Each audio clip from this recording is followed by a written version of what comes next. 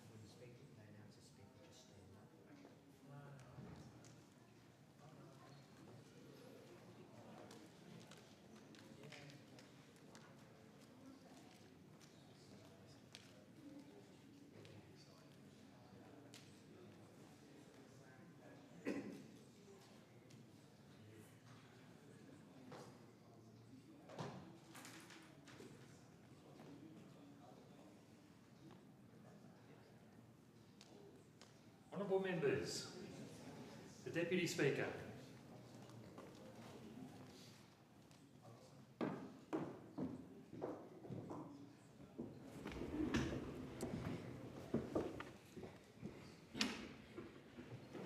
Are there any constituency statements by honourable members? I call the member for Moore. Thank you, Deputy Speaker. There is an emerging need in our community to provide additional resources to support our cultural, creative, visual and performing arts sector. It has been a common theme expressed in responses to my electorate-wide community survey, the sentiment that sporting and community groups receive the lion's share of government funding at the expense of the arts. There is a sizable, thriving arts community in my electorate. In particular, I acknowledge the efforts of Deputy Mayor Adrian Hill and Councillor Philip Vinchulo from the City of Joondalup, who are strong advocates for the arts.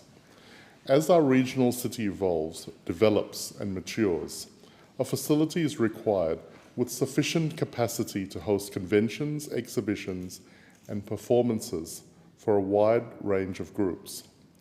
In order for organisations such as the highly professional Joondalup Symphony Orchestra to grow and develop, access to storage space for musical instruments, a suitable space for recitals and venue for performances is required. Providing facilities for the arts is an essential part of community development. The concept of a Joondalup Performing Arts Centre was considered in detail a few years ago, with differing views from the community at the time as to its proposed design, cost estimated at $100 million, including its affordability for ratepayers and whether it would be adequately utilised. It was controversial at the time. It is clear that a project of this scale should be jointly funded by all three levels of government, local, state and federal. I understand that there is a site located within the Joondalup Learning Precinct of Grand Boulevard set aside for the construction of such a facility. Furthermore, the City of Joondalup has reserve funds of $37.5 million set aside for a future civic facility. Experience has shown that it takes several years to get a project of this magnitude off the ground, so the process should be started early. The time is now right for the concept of a regional convention, exhibition and performing arts centre for Joondalup and Perth's northern suburbs to be revisited through extensive stakeholder engagement and community consultation. By partnering with organisations such as Edith Cowan University and the local business community, The facility can be utilised for a wide range of purposes, such as expos, product launches, and as a civic venue and for corporate events, ensuring that it does not become a costly white elephant for ratepayers. Thank you. The member for Fraser. Recently, we celebrated Raise Our Voice in Parliament Week. I'd like to raise the voice of Rayhan, a young person in my electorate of Fraser, by reading this speech that he prepared. The following are his words. According to a 2023 report from Uniting Care, more than 880,000 children under the age of 15 in Australia are socially and economically isolated. The cost of living crisis is a major issue affecting everyone. It highlights that while the cost of necessities such as food, housing and other commodities are rising, people's salaries aren't keeping up. Children and families are the hardest hit by this crisis. Many young kids cannot eat nutritious food, let alone get the sustenance they need to reach their potential every day. According to a food bank report, over 365,000 children in Victoria lived in severely food insecure households last year. This significantly impacts not only their physical development, but also their mental state. We must act now to ensure that young people have better opportunities in the future by giving them a fair chance today. Mission Australia reports that those who experience poverty as children were 3.3 times more likely to be poor in the future, 2.5 times more likely to live in social housing, and 2.5 times more likely to experience financial stress. They are also more likely to suffer from poor mental health and physical health. In 10 years, I envisage the eradication of poverty because no Australian child should have to endure the vicious cycle of poverty. It is a fundamental human right, and I firmly believe that if we come together, young and old, we can create positive differences. This is my vision for the future, and together we can make it. The countdown starts now. I thank Rayhan for his speech. They're very thoughtful words from a young person in my electorate, and I applaud this initiative, which gives young people the chance to have their words and their contribution read out in Parliament. With an average age of 51 in our Parliament, and I must say parenthetically that I look back with some fondness and indeed wistfulness at being 51, but nonetheless, with an average age of 51 in Parliament, too frequently the voices of young Australians go unrepresented. Young people deserve to have a say in their future and to influence the world in which they inherit. At school visits, I'm often asked about how young people can participate or influence the political system, particularly before they reach voting age. And I often talk to them about writing letters, about initiating and running campaigns, about petitions. Campaigns like the Raise Our Voice initiative are also critical platforms for the opinions of young people to be given an airing and ensuring that all Australians have a place to be heard in our Parliament. As Rayhan says, the impacts of childhood poverty cannot be overstated, and neither can the importance of young people making themselves heard. Thank you. The member for Mitchell. Thank you, Deputy Speaker. I rise today to continue my campaign on the Rouse Hill Hospital to ensure this vital public service is not just completed but constructed within a reasonable timeframe. The former coalition government allocated the land and got underway with the planning for a new public hospital just outside my community, the electorate of Mitchell, one of the fastest growing areas of Sydney. And I want to note at the outset that the Minns Labor government is asking our community, my community in Mitchell and the electorate of Greenway across the road, to triple our development targets to take 30,000 new dwellings, but at the same time not progressing the infrastructure like the Rouse Hill Hospital that is one of the vital services absolutely needed if they're going to ask for a tripling of the density dwellings within our communities. And when you look at the population that has already come, this hospital has been flagged as absolutely necessary. The pressure on Blacktown Emergency Room, the Blacktown Hospital upgraded by a Liberal National Government at state level, even though it is a Labor electorate for maybe 100 years. The only government that upgraded the public hospital at Blacktown to a fully serviced public hospital was a Liberal National Government. So I do call on the member for Greenway, Michelle Rowland, who has fallen into the interesting position of taking part of my electorate now under a redistribution. We are now crossing over for a period of time where she'll be the Labor candidate and I'll be the Liberal serving member, to get her socks on, to get the Minns government, to get the Rouse Hill Public Hospital underway. She is also the President of the New South Wales Labor Party. So we have a Labor Premier, a Labor State President and a candidate now in the electorate for a new public hospital that cannot convince her own government to get the Rouse Hill Public Hospital to be constructed and funded and underway. I think at the same time that the state government is saying triple the density, 30,000 dwellings where you had 10,000 earmarked. This is an obvious and simple and logical argument, and she is in the positions of power, the member for Greenway, state president of the Labor Party, the current sitting member, which will be impacted by half of this overdevelopment, my electorate the other half, and the new public hospital, which has been land allocated, costs planning put ahead by a Liberal National Government. It is time for the excuses to stop from the New South Wales Labor Party. It is time to get on with building this vital public infrastructure. You cannot ask a community to triple the density of their community, but not provide the infrastructure up front. People in New South Wales have got used to a federal government which planned for the Western Sydney Airport, and the roads are going in before the airport opens. The rail links are going in before the airport opens. They got used to great public infrastructure, roads, rail, light rail. The light rail, fantastic initiative, all funded and operated by a New South Wales Liberal National Government. It is time for the Labor government and Premier Minns, and I call on him and I call on the member for Greenway to do their jobs and to complete the Rouse Hill Public Hospital as a matter of urgency prior to the increase in the density that they're allocating to our community. Thank you. The member for Fenner. On behalf of Treasurer Jim Chalmers, Assistant Treasurer Stephen Jones and the entire Australian Parliament, I'd like to extend our deepest condolences to the family, friends and colleagues of Treasury official Sky Kavanagh, who tragically died on the 1st of November, aged 33. I'd like to particularly acknowledge Sky's mother, Veronica, father, Michael, and brother, Aidan. In 2016, Sky Kavanagh moved from Melbourne to Canberra to start as a graduate in the Department of Treasury. Sky was a major contributor to many high-profile and challenging public policy issues across a number of areas in the department. This included law design, structural reform group, environment, industry and infrastructure, digital platforms, and most recently, the Competition Policy Unit. With her keen intellect and strong interest in public policy, Sky drafted countless briefs, new policy proposals and cabinet papers to progress key government policies. She was frank and fearless in her advice, deeply knowledgeable in a wide range of public policy matters, constructive, well-respected and generous in the way she shared her knowledge. This was not just within Treasury, but across the public service, including the Australian Competition and Consumer Commission, the Department of Infrastructure and ministerial offices.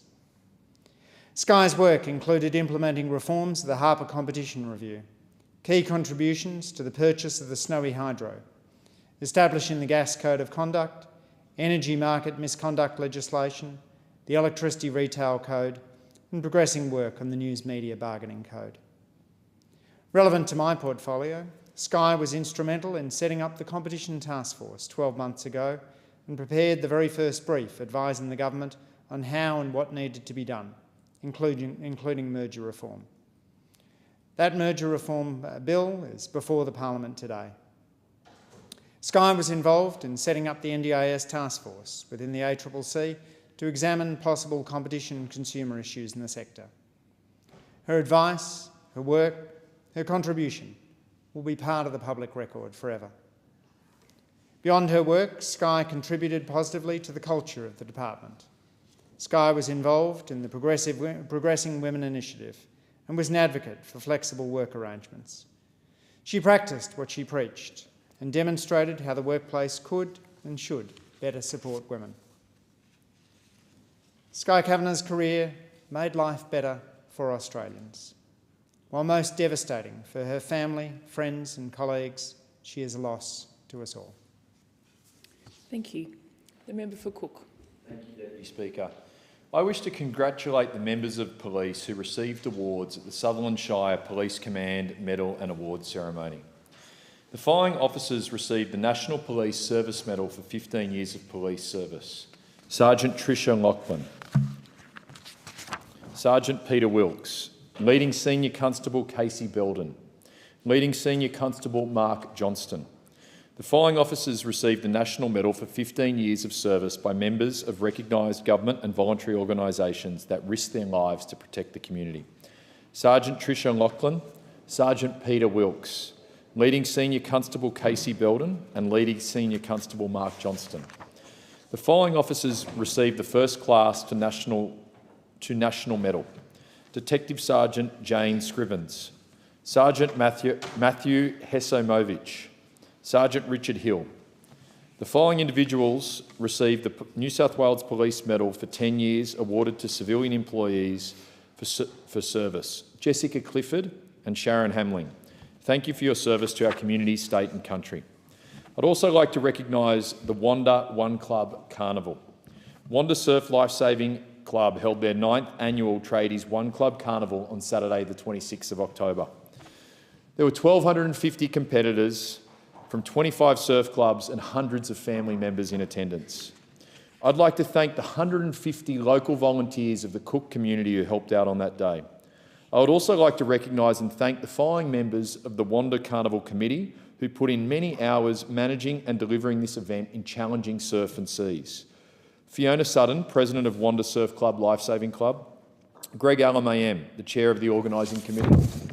Mark Sargent, the club patron. Greg Pearce, the Director of Surf Sports. Dean Slater, the Director of the Junior Activities Group. And Dave McGrath, the Surf Boat Coordinator. The One Club Carnival went to the hosts, Wanda Surf Club. Congratulations to you, winning the Tradies Trophy with the highest point score of 665 points. They were followed by Cronulla Surf Lifesaving Club, who came second. Then North Cronulla came fifth and Allura came sixth. That was a great performance from the 4 Bait Bay clubs of Cook.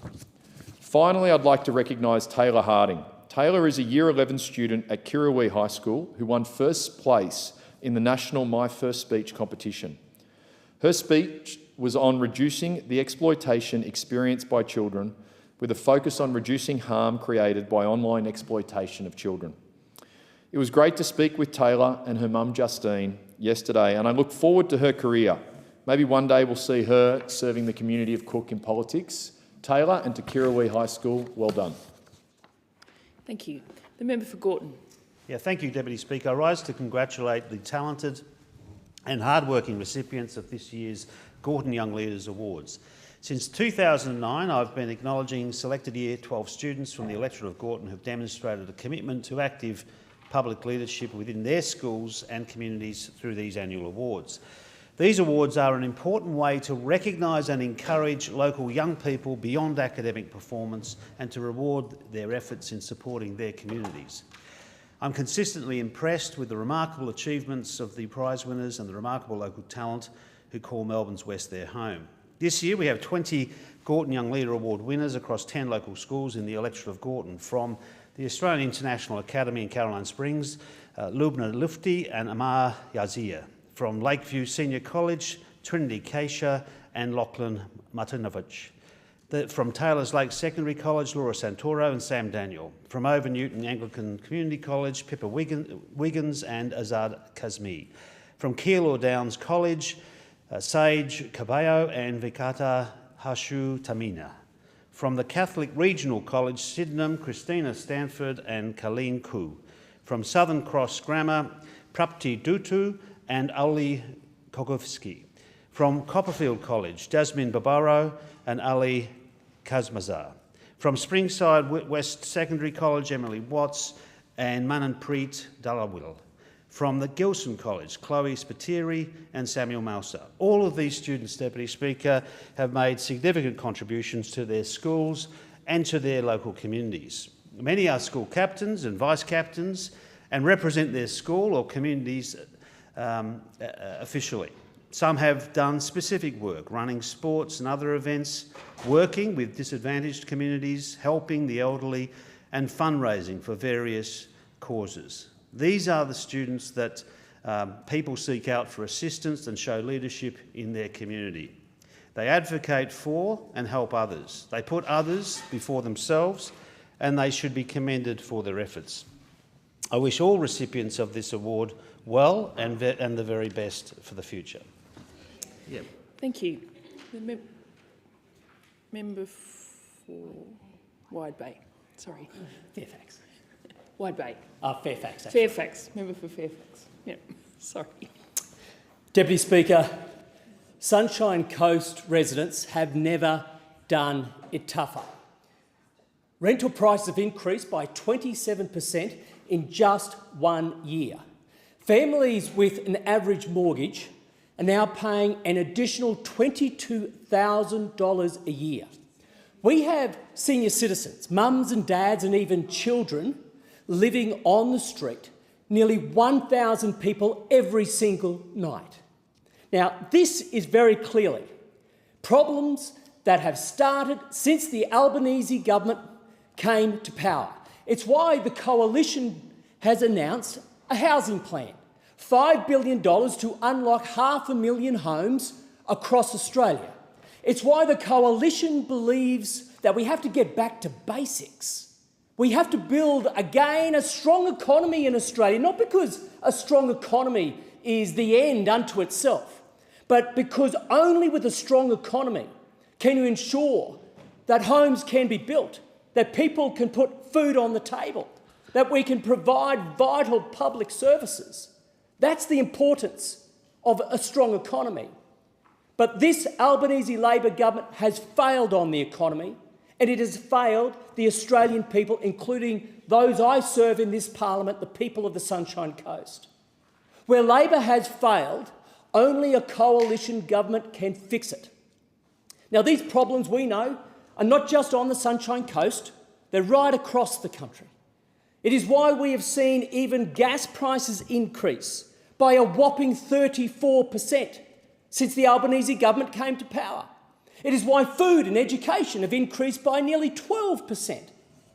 After 12 interest rate increases, is it any wonder why the Australian people are hurting so much? Insurance has increased by about 17%. And then, of course, we have the problems with energy. We have a government that went to the last election promising the Australian people a $275 reduction in their household power bills. And yet we have households around Australia paying up to $1,000 more every year than what this Prime Minister had promised them. This is all as a result of a Labor movement which is focused on everything but a strong economy. And when you fail to deliver a strong economy, you fail the very people that all of us parliamentarians are sent here to Canberra to serve.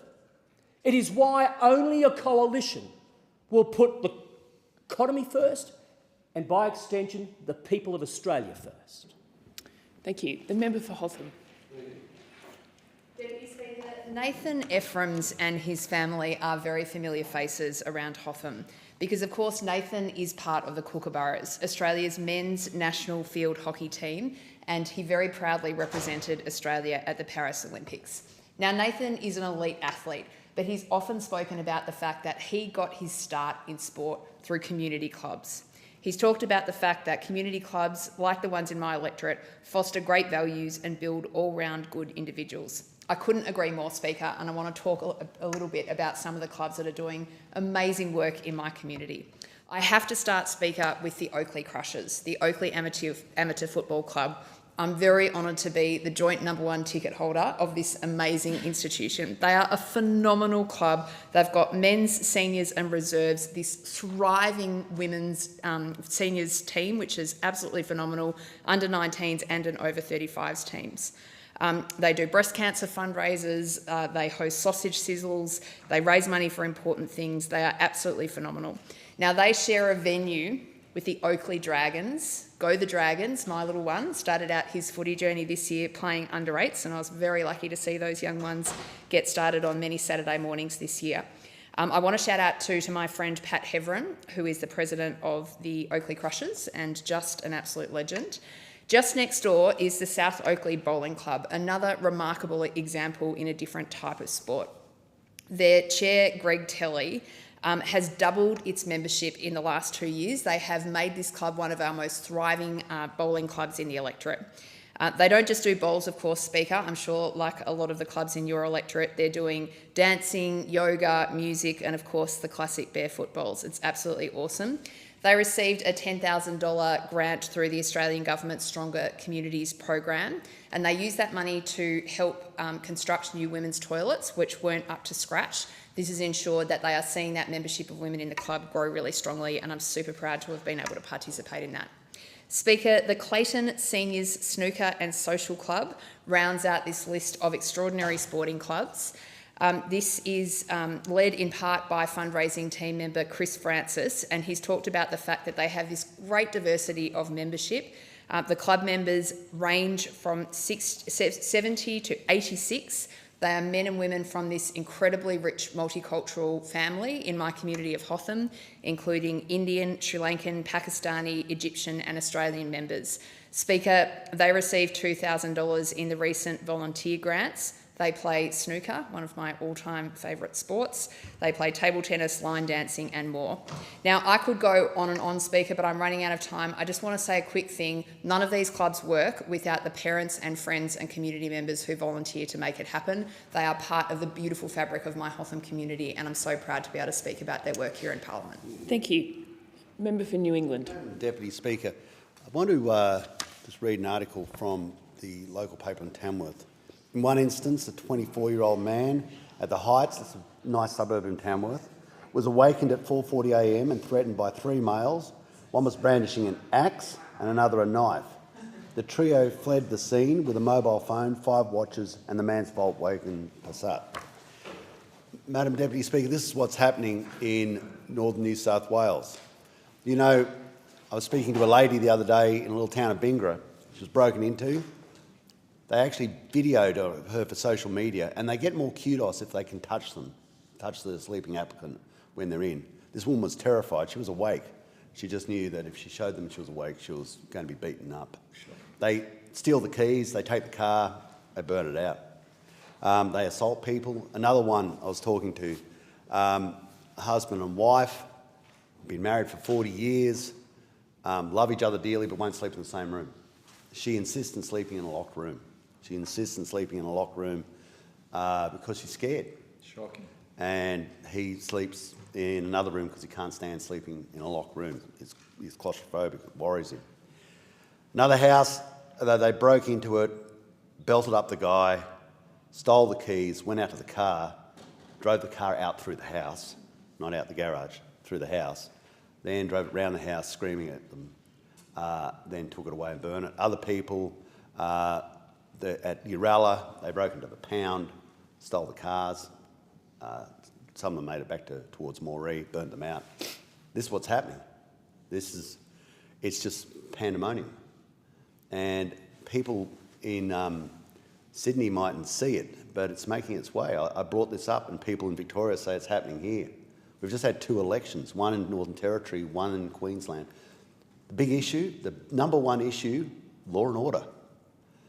Whether we like it or not, this is going to work its way into the federal election. You can't have an issue that's on the street when the first thing that people will talk back to you about is law and order. Whether you like it or not, it makes its way into a federal election. We've got to start understanding that people are, and it's not just so we clear, I was talking to Aboriginal people and I said, well, look, why don't you say something about it? They said, because they'll burn our house down. You've got to understand, there is no sense of balance. These are criminals, they will burn our house down, and if we're in it, it won't worry them too much. So this is something that people want to feel safe, and they want to make sure the government and the laws are over excuses. They don't want to hear excuses. If someone's threatening them, they don't want them slapped on the wrists. They want cuffs put on their wrists and they want them taken to jail. Otherwise, we are failing in a fundamental aspect of government. The member for Bennelong.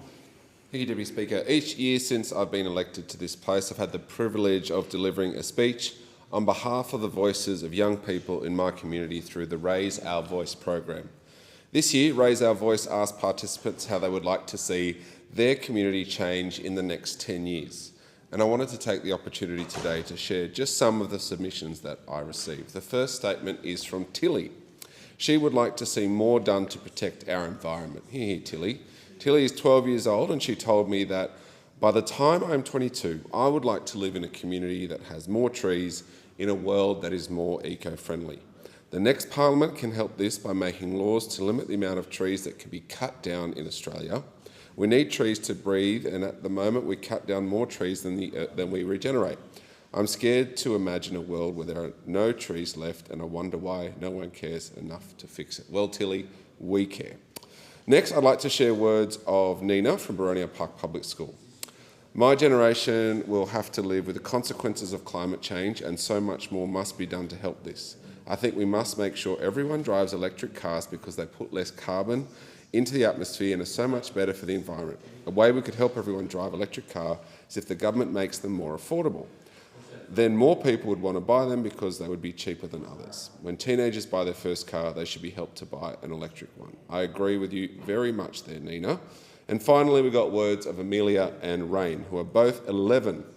Mental development is important not only for your mental health, but important for physical health. Mental health is what helps you grow a happy mindset, helps determine how we handle stress and all these things. Schools can help promote this by providing programs that help children with understanding their emotions.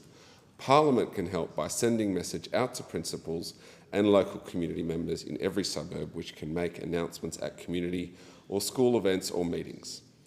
By the side of mental health stands physical health. More parks should be made around Australia for our general health. Parks provide us fresh air, trees, and all the things that help us with our physical health. Trees in parks could help with making Australia less floodable. Parks could also encourage more people to get out of their homes and enjoy the nature of Australia. I'd like to thank Tilly, Nina, Amelia and Rain and all the other kids who sent their Raise Our Voice suggestions to me. They remind us all of our duty to create a future that they can thrive in. I love involvement from young kids in the political process. It's something I try and foster and encourage when I'm back home in Bedalon, because their passion for a better, greener and healthier world inspires us all to act with urgency, because their tomorrow depends on the choices that we make today. Thank you to Raise Our Voice for all the work that they do, and thank you again to the young kids who wrote these very thoughtful speeches and sent them through to every Member of Parliament here. Thank you. In accordance with Standing Order 193, the time for members' constituency statements has concluded, and I call the clerk. Government business, order of the day number 1, Aged Care Bill 2024, resumption of debate on second reading. Before the debate is resumed on this bill, I remind the Federation Chamber that it has been agreed that a general debate will be allowed covering this bill and the Aged Care Legislation Amendment Bill 2024. The question is that this bill be now read a second time, and I call the member for Curtin. Thank you, Deputy Speaker. As many speakers before me have noted, this bill proposes a refined means-tested user pays system for co-contributions to everyday living and independent support. But it also goes to the systemic issues within the current aged care system that are forcing aged care providers out of business, which reduces options for aged care. Only a few months ago, Aged and Community Care Providers Association Chief Executive Tom Simonson said the aged care system was in crisis and half of residential aged care providers are losing money.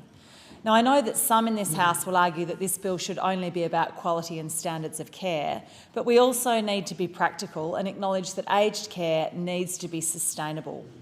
And as with the recent NDIS bill, I agree without reservation that we need to provide human-centred services and that the rights of the person accessing the services should be paramount.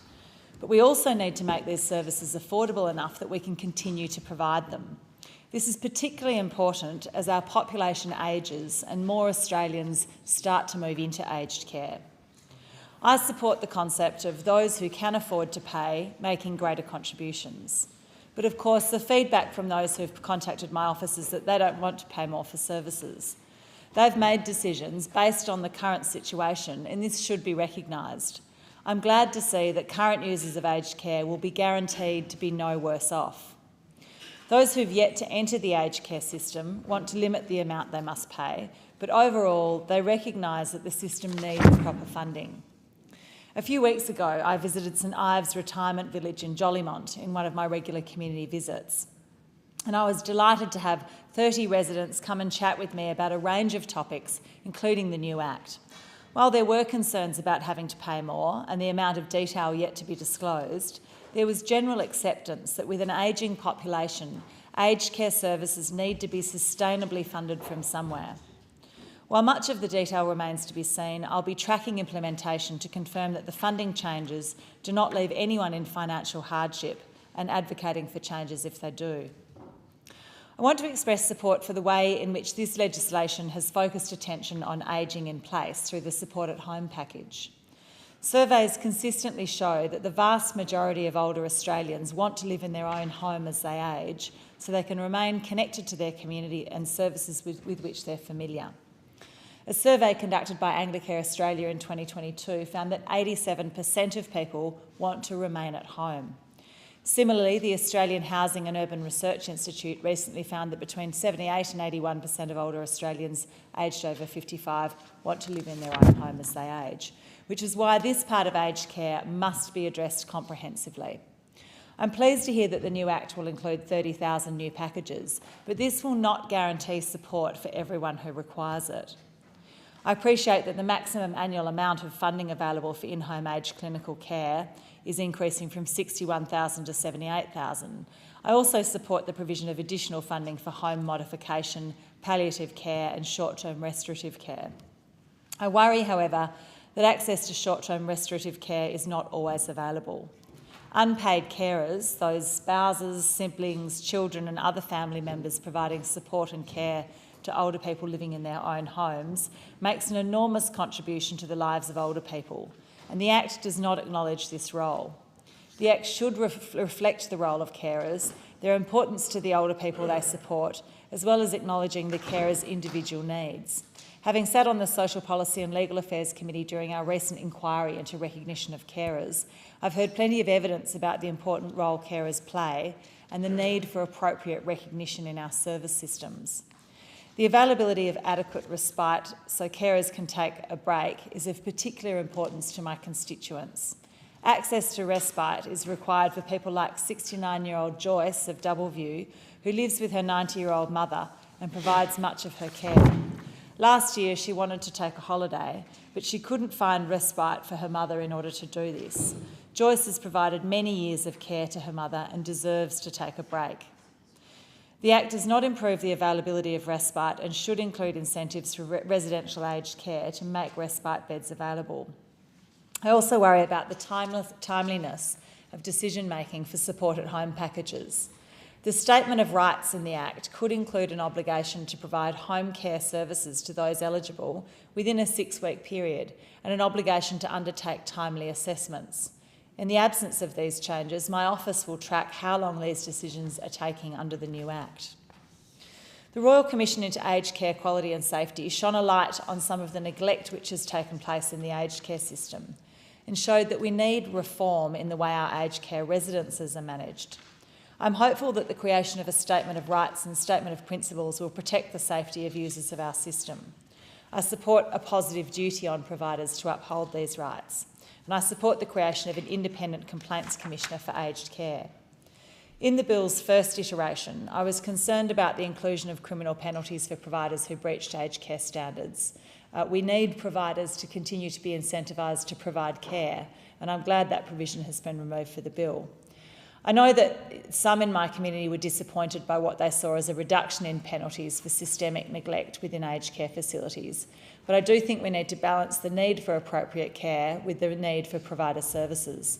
I believe the civil penalties for providers who step out of line, including fines of more than $1.5 million for serious failures, adequately recognise the seriousness of breaches, while also recognising that scaring off providers who would have a negative effect on the quality and provision of aged care.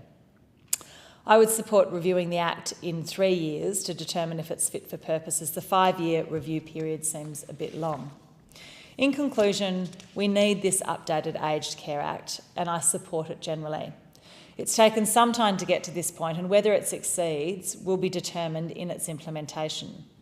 As my office continues to support constituents negotiating the system, I'll be looking out for how simple, accessible and user-friendly the new system is, for how transparently people can find out how they'll be affected individually, for how funding changes affect individuals, ensuring that they do not create financial hardship, for how we protect the humanity of the new system, for the ease and availability of access to support at home packages and short-term restorative care, and for recognition of the role of unpaid carers and the availability of respite for people like Joyce.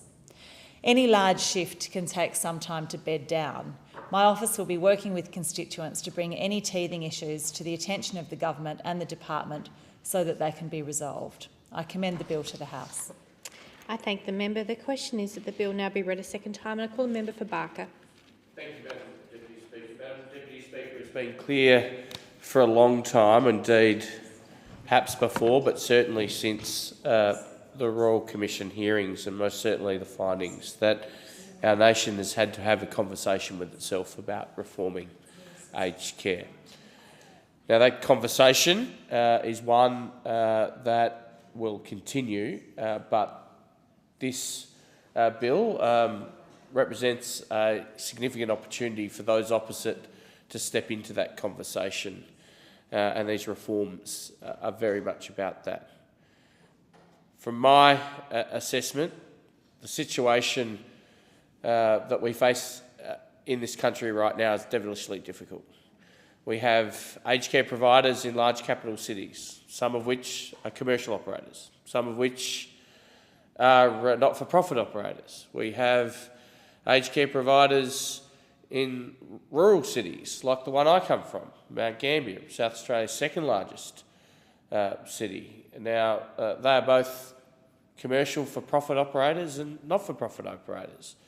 We have aged care providers in the smallest of towns, some of which I represent, some of which have as little as a handful of residents in them.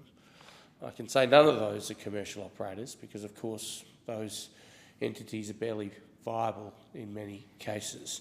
And so the complexity of the nature of the provision of aged care, and that's before I even speak about the provision of in-home services, which is so important because at the heart of our national aged care system is the desire to allow people to make dignified choices, a choice around ageing at home or taking an alternative route, a choice about perhaps ageing at home until a particular point in your journey and then transitioning to an aged care facility.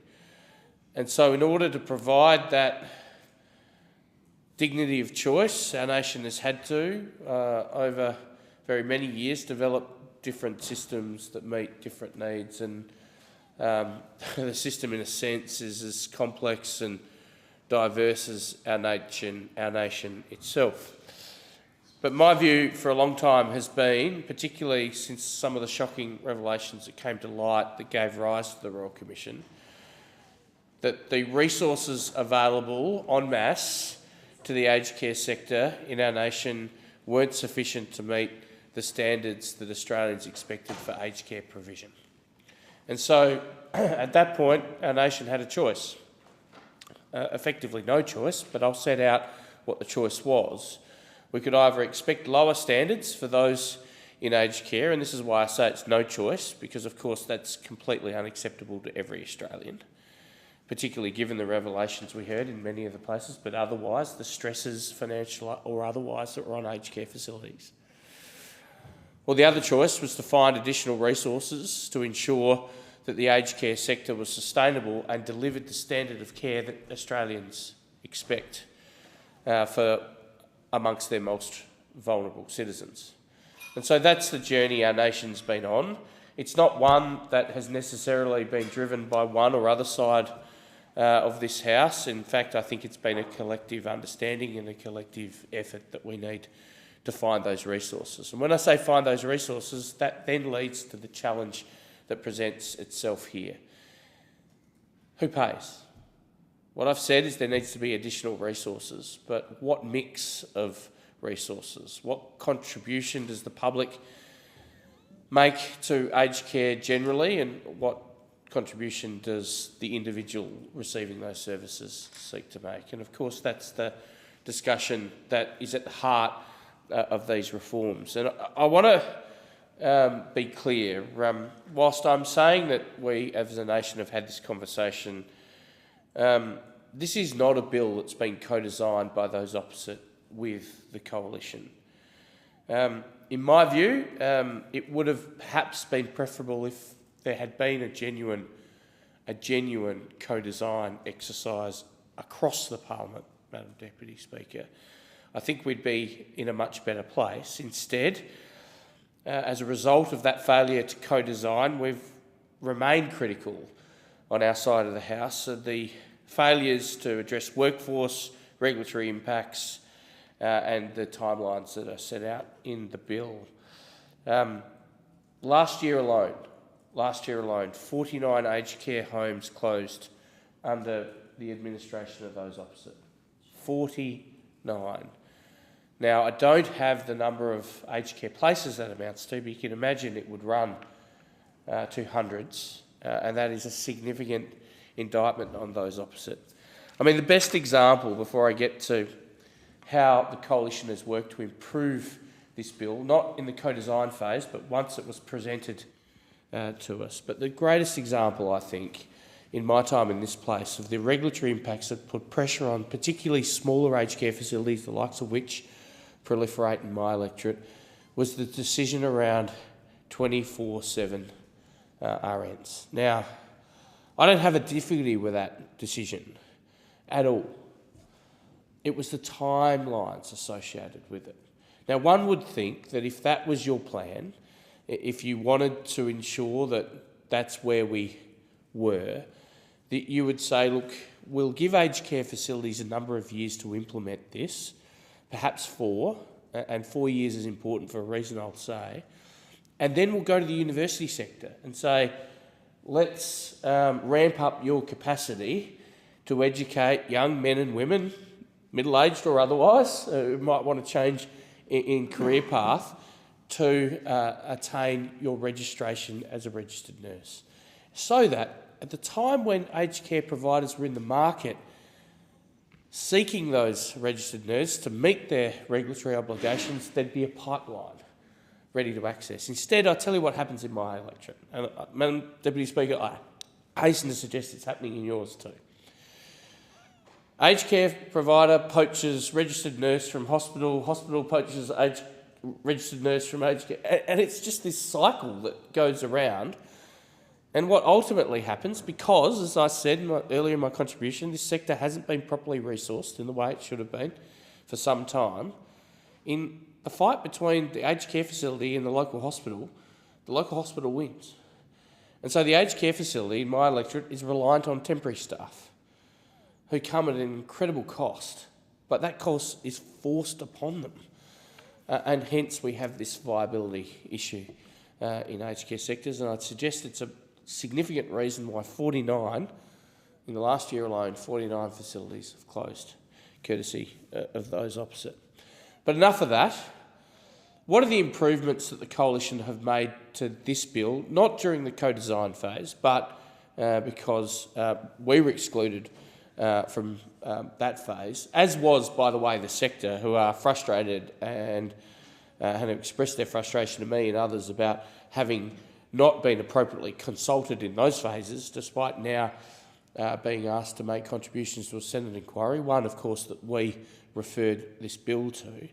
But what are the improvements that we've been able to achieve? Well, the member for Curtin was just mentioning one in the conclusion of her contribution, the grandfathering provisions. It is only fair and proper that someone having made a decision based on the laws of the day, entering into an aged care journey, should be governed by those rules and not all other rules or rules that have changed during the course of that journey. That grandfathering provision wasn't included in the original iteration of the bill, and I'm pleased to say that it's a measure which will give a significant deal of comfort to older and ageing Australians who have already entered onto their aged care journey, and it will include anyone who's on a home care waiting list or others. We fought for a much lower taper rate because we want to ensure equitable contributions for Australians who have worked hard all their lives, saved for their retirement, and the assurance that the federal government will remain the majority funder of aged care, not the consumer. it is a challenge in public policy circles. We ask people to work hard and save for their retirement, and then it's seemingly, many constituents have made this point to me, seemingly we punish Australians for having done exactly what we ask them to do, namely work hard and save for their retirement. And so fighting for the lower taper rate is about saying to Australians who have worked hard and saved for their retirement, we've heard you, and we understand it's important that you're not treated in a way that is so disequitable as to be unfair. On a similar line of betting, if I can say that, contribution caps. So we've fought hard to ensure that there are caps around the total sum a consumer can pay over the lifetime of their aged care journey, and those caps are important because, again, they give some certainty to Australians who have worked hard and saved for their retirement. We've removed criminal penalties, which of course is important. A member of my own staff volunteers her own time for an organisation in the aged care sector. She's on the board of a local aged care facility, and when she came to me and asked whether that was a course she could adopt given her employment with me, and of course I was certainly open to that, I did point out to her, on a personal level, I'd be concerned about the criminal penalties that hang in and around this sector, and I'm pleased to say they're a thing of the past. We don't want to dissuade, in particular, volunteer directors from doing the good work in their community that they can do, for fear that perhaps something untoward might happen at a facility and that they face an immediate term of imprisonment. We ruled out the workers' voice, which was really just those opposite having a land, quite frankly. I mean, the idea was outrageous. It was an attempt to force unionism into every aged care home. Labor wanted a workers' representative to be able to come into every single aged care home and demand an explanation on any aspect of its operations. Now, we support aged care providers working consultatively with their staff, but we're not going to let unions bash down the door and march into aged care homes, tell them how to do their jobs. This is why we've successfully fought to remove this provision. But, Madam Deputy Speaker, the most important change from the proposed bill to the one that's currently being debated, from my perspective, is funding for rural and regional Australia. Having said that, I still think it's insufficient, and I expect most people who have thought deeply about this will agree with me. But we have, and it's important for those listening to the contribution to understand that these things are always negotiations. It would be fantastic if we were in a position to be able to mandate particular provisions, but we can't. We have to do this by way of consultation, and the Coalition has secured $300 million in additional capital funding through the Aged Care Capital Assistance Program for rural, regional, remote aged care facilities. The truth is, because of the approach taken by those opposite, particularly around regulatory changes and other things, making aged care facilities marginal, if not unsustainable, across the country, there's been an investment strike. And that is, no aged care facility is building any additional capacity anywhere in the country. And that's got to change. And it's worse, the situation is at its worst in regional, rural or remote Australia, and that's why this $300 million is important. But, Madam Deputy Speaker, I say even this provision is modest, and that in a perfect world, one perhaps governed by a coalition government, I'd hope to see additional capex in this space, because just in relation to the last modified Monash model 5 to 7 grant funding round, we saw an over-subscription rate of 10 to 1. There is literally billions of dollars of capex required in this sector right now. And so I'm hopeful that the reforms will give the aged care sector the ability to invest that capital, grow and meet the demands of a baby booming population that will need to access aged care, but I remain sceptical that the $300 million, whilst I support it, and obviously it's an achievement to go from $0 to $300 million in this space, courtesy of our negotiations, I remain a little sceptical that it is sufficient. I hope it is, but in any event, I'm grateful to have made the contribution. I'm pleased that, despite being excluded from the co-design phase, the Coalition's interests in this matter have improved the outcome for older Australians. I thank the member. The question is that the bill now be read a second time, and I call the member for Hughes. Thank you, Deputy Speaker. I want to quote Tia Walker. "To care for those who once cared for us is one of the highest honours." And Deputy Speaker, indeed, the way that we care for the aged in our community is an interest that is important to us as a nation. And there is one thing that every single Australian has in common, and that is every single Australian has a parent. And so whether or not it is us here as policymakers thinking about how we care for and how we legislate for effective aged care, or whether it is people of, say, my generation who are now looking at having to assist their parents-in-law, their neighbours, their aunties, their uncles into aged care. This is an issue that will impact at some time every single Australian. So when we are looking at reforming the aged care system, it is, I think, testament to the importance that the Coalition put on these sort of reforms, that so many of my colleagues on my side are also speaking on this. So, Deputy Speaker, I think just in the interest of clarity, if we look first of all at what is meant by aged care in this country, it's a system of funding and regulation to ensure that Australians are cared for in their old age. Currently, there's no minimum age. Under the bill that's proposed, people will be eligible for aged care funding if aged 65 or over, or 50 years or more for Aboriginal and Torres Strait Islander people. At the moment, Commonwealth subsidies plus individual means-tested contributions provide funding for aged care in Australia.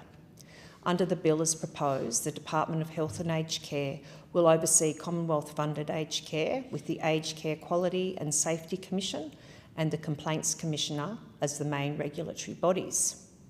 Both the current and proposed aged care systems differentiate between aged care provided in an aged person's home or community setting, in a person's own home or community setting, and care provided in a residential aged care facility in terms of funding and regulatory processes.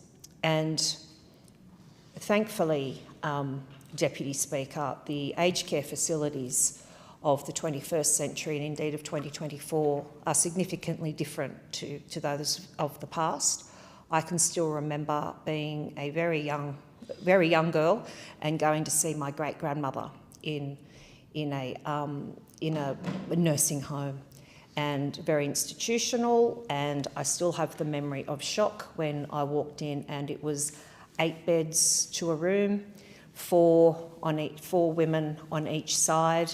They had a bed and a tiny little set of drawers next to them, and a curtain that could be put around them, and one toilet and shower to support eight aged care, 8 elderly women.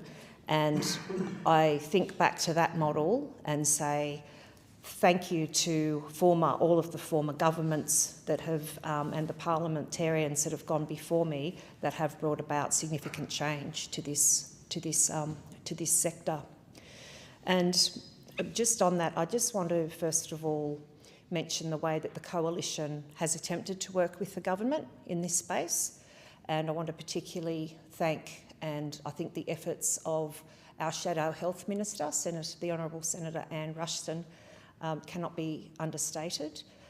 Senator Ruston has indeed brought a degree of intellectual rigour to this debate and has seen that there were some changes made to these reforms. So in principle, Deputy Speaker, the Coalition supports broadly a much better aged care system.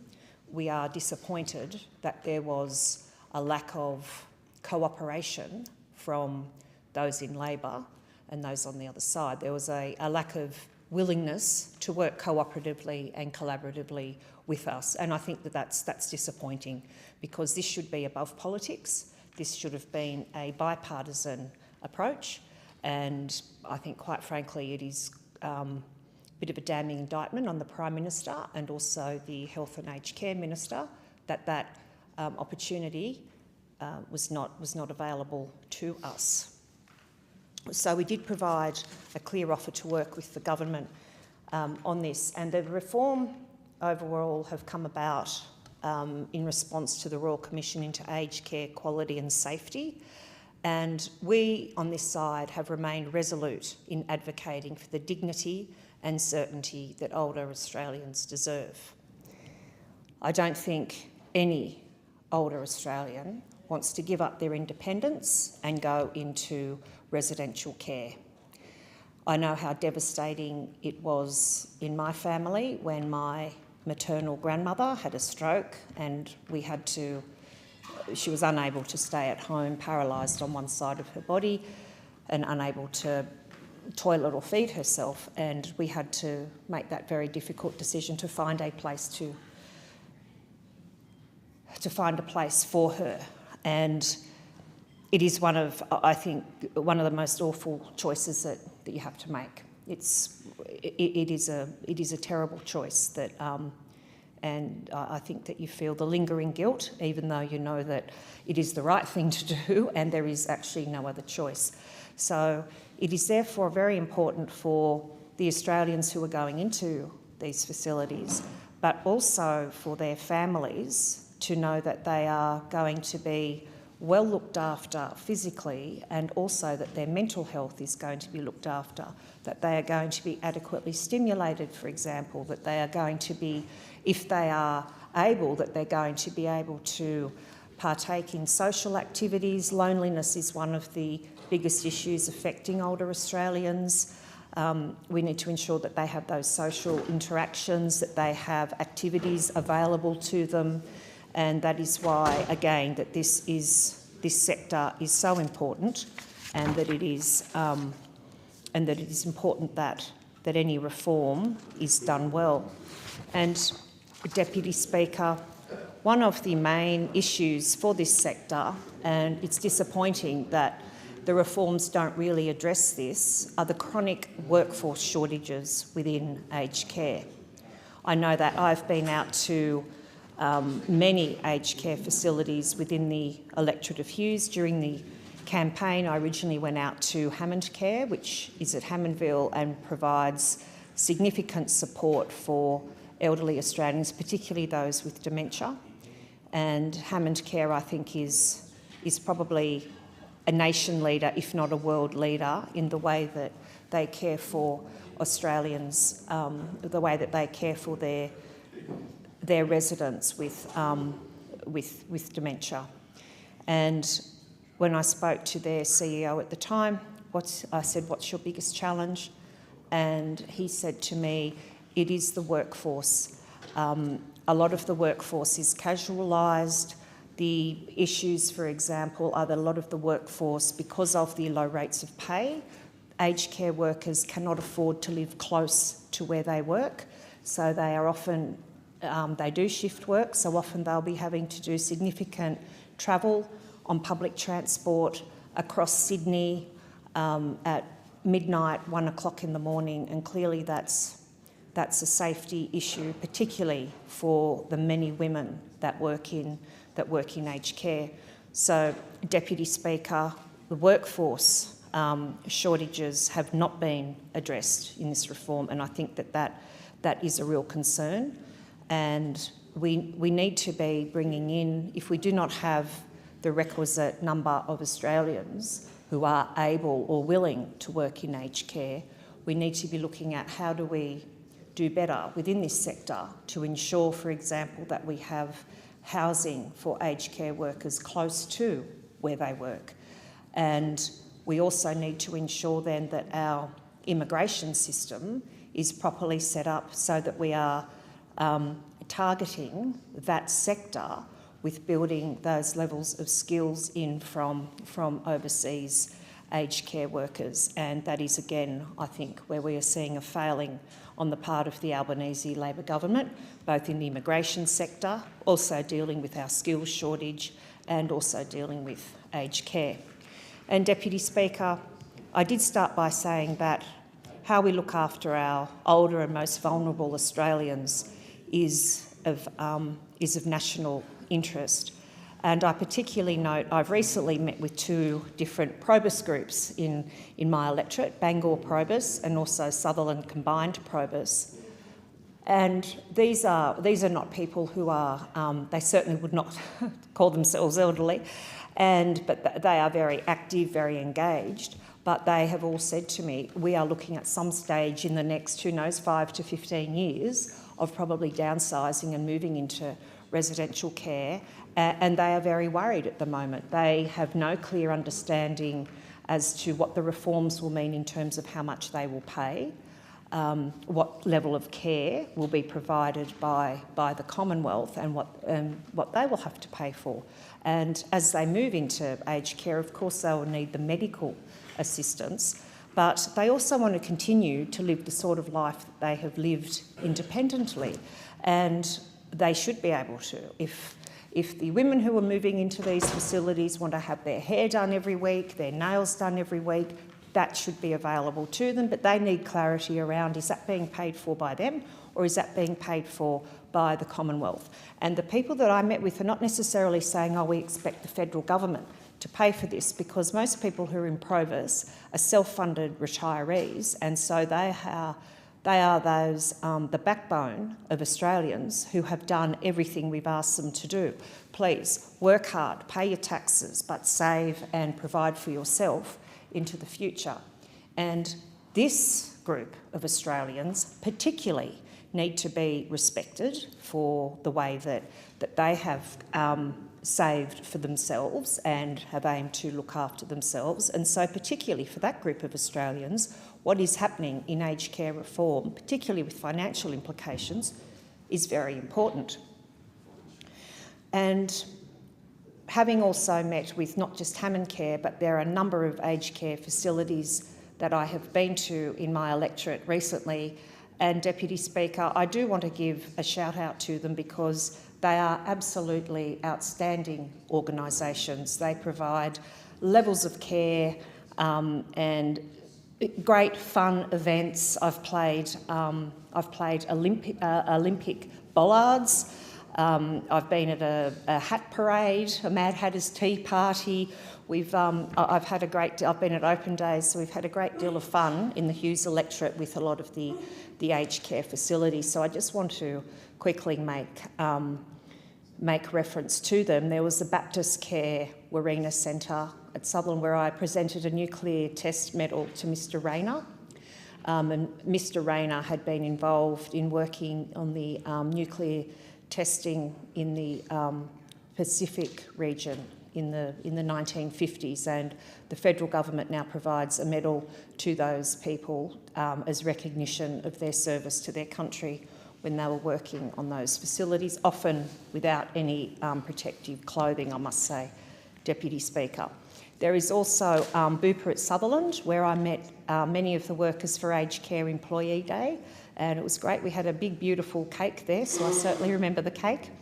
Anglicare at Donald Robinson Retirement Village at Kirrawee, they needed a new Australian flag, so they were presented with that. I also went to Baptist Care Warina at Bangor, where the district singers performed, and this is a great bunch of local residents who have joined together and then go around and perform at various places, including some of the aged care facilities. I've also been to Three Bridges at Menai, which is not an aged care facility, but Three Bridges provides every single day, Monday to Friday. There is a different seniors group there. They provide, on Wednesdays, for example, they have a special a special event there for people with dementia who are living independently but need some extra support and some extra socialisation. I've also been out and met with the Moorebank Happy Seniors group, and they were extremely happy. We had coffee, cake again, and a really good chat about the things that are affecting them. Also, St Vincent's Aged Care Services at Heathcote, I've been out there a number of times to provide either chocolates or flowers or a plant to residents there who have made the 100-year birthday mark. So that is also a fantastic service out there. So, Deputy Speaker, to conclude, broadly, these reforms are supported, but this could have been done better, and we must ensure that aged care reform is done well for our country going forward. Thank you. The question is that the bill now be read a second time, and I call the member for New England. Well, thank you very much, Madam Deputy Speaker, and I'd like to thank the member for Hughes. I was listening out the corner of my ear as she spoke. There's people around me kept on annoying me, but I was listening to you and the story about how you went into the aged care facility with your great-grandmother and the 4 beds either side. It's powerful imagery, and it talks about one thing. It talks about how we have a duty to people. You know, my view is you have a duty to people before they're born, after they're born, and definitely when they're vulnerable before they die, to be quite frank.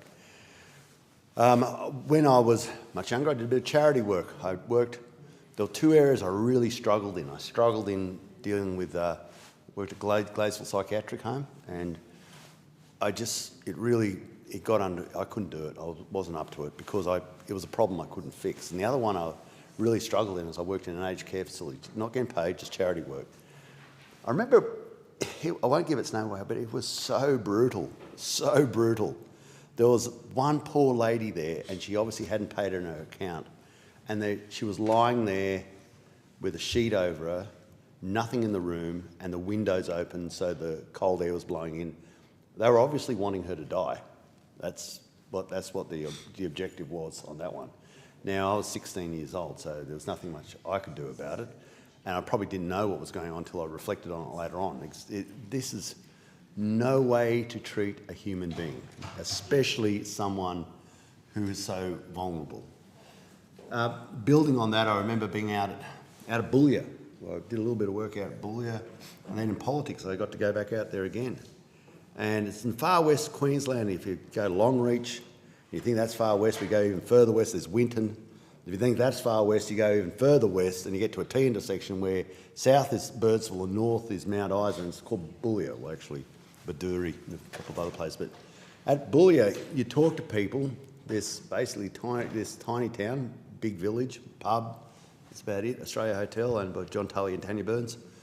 And so what do you want? They said aged care facility, aged care. Because the people who grew up in Boulia, lived in Boulia, did not want to go to what the big town was, which was Longreach, which is not that big.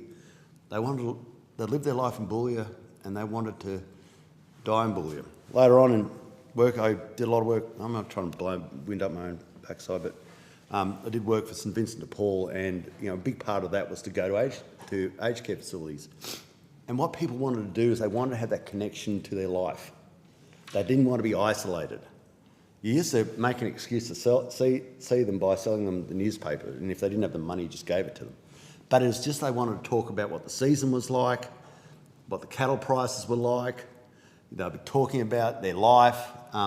It's called humanity. And what we have here with this bill, which the Coalition is supporting, will be putting amendments up to it, is really building on allowing people's humanity, building on making sure that we treat people with dignity. And that's what life is all about, treating people with dignity, respecting life, treating life with dignity. It allows us to have a greater oversight into what's going on, especially things like the transfer from people into better rooms, which is, of course, listening to the member for years, listening to Jenny talk about, I bet you those ladies 4 on either side of beds would like a better room had it been offered to them. And that's what issues such as this speak to.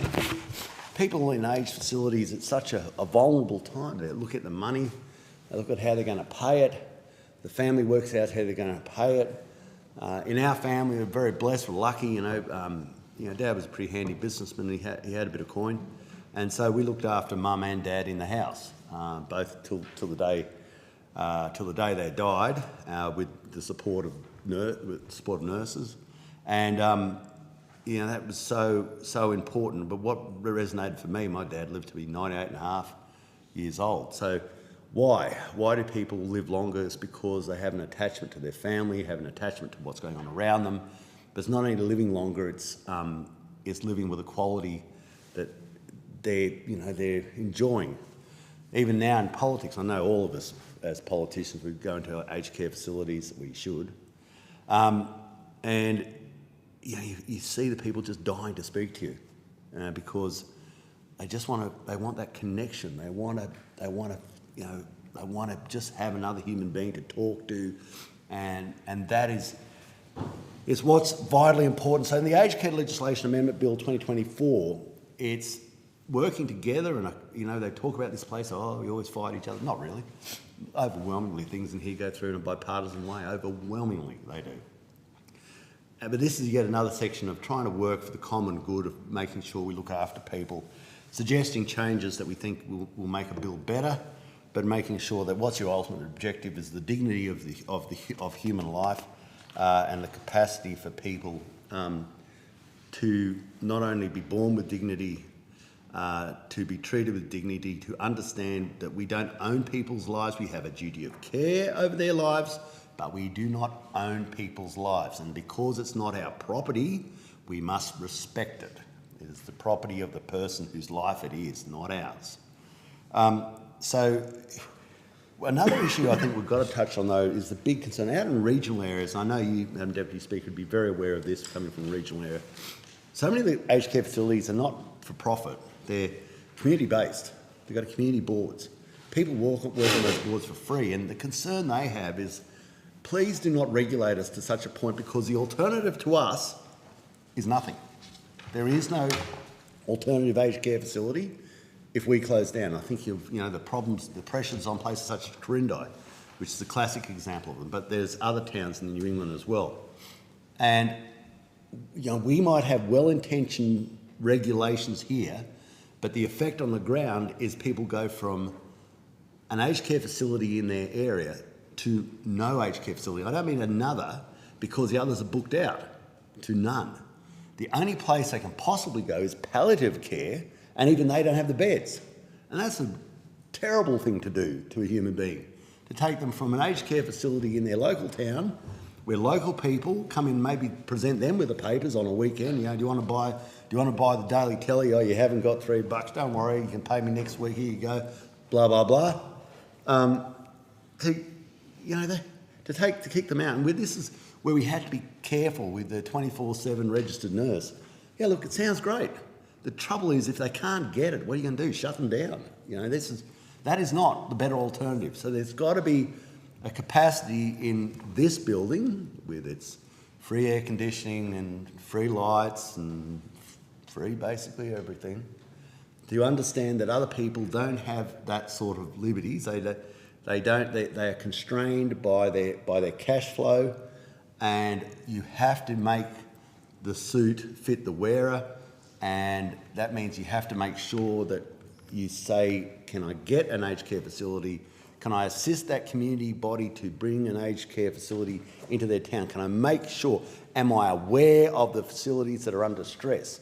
Have I got an active program on the ground to make sure that we reach out, touch base with these ones, even in Western Australia, and that these people, that none of these aged care facilities are going to close down?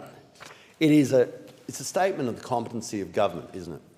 Law and order, that's a statement of competency of a government. If people feel scared, the fundamental aspect of government has failed. Medical care, if a lady cannot, I'm thinking of the things that get brought up to me. If a lady cannot have a baby in the local hospital, that is fail. If a lady is on bypass past Tamworth Base Hospital, having to be sent to Newcastle, that is fail. If you cannot have a child in Muswellbrook because they don't have obstetrics, that is a fail. These are the things, if you cannot defend the country, well, nothing else matters. You just don't have a country anymore. It's all over. So, yeah, that's a massive fail. If you don't keep dignity for people in their later life, that's a fail. That is a fail. And these are sort of the fundamental. Maybe sometimes they're not the exciting, glamorous things. Or we're we're going to talk about the weather or something like that. That's all marvellous, but that is not what people out there are listening to. They want to say, "Are you going to look after me when I can't look after myself? If I break my leg, is there going to be a doctor there? If someone attacks my nation, can you defend it? Later on, if I'm short of a quid, do I get a pension?" These are the things that actually, they're the things that actually people connect to. And so this is why a bill like this, so it's in the Federation Chamber for all those watching, both of you, it's because it's non-contro, it means it's going to go through.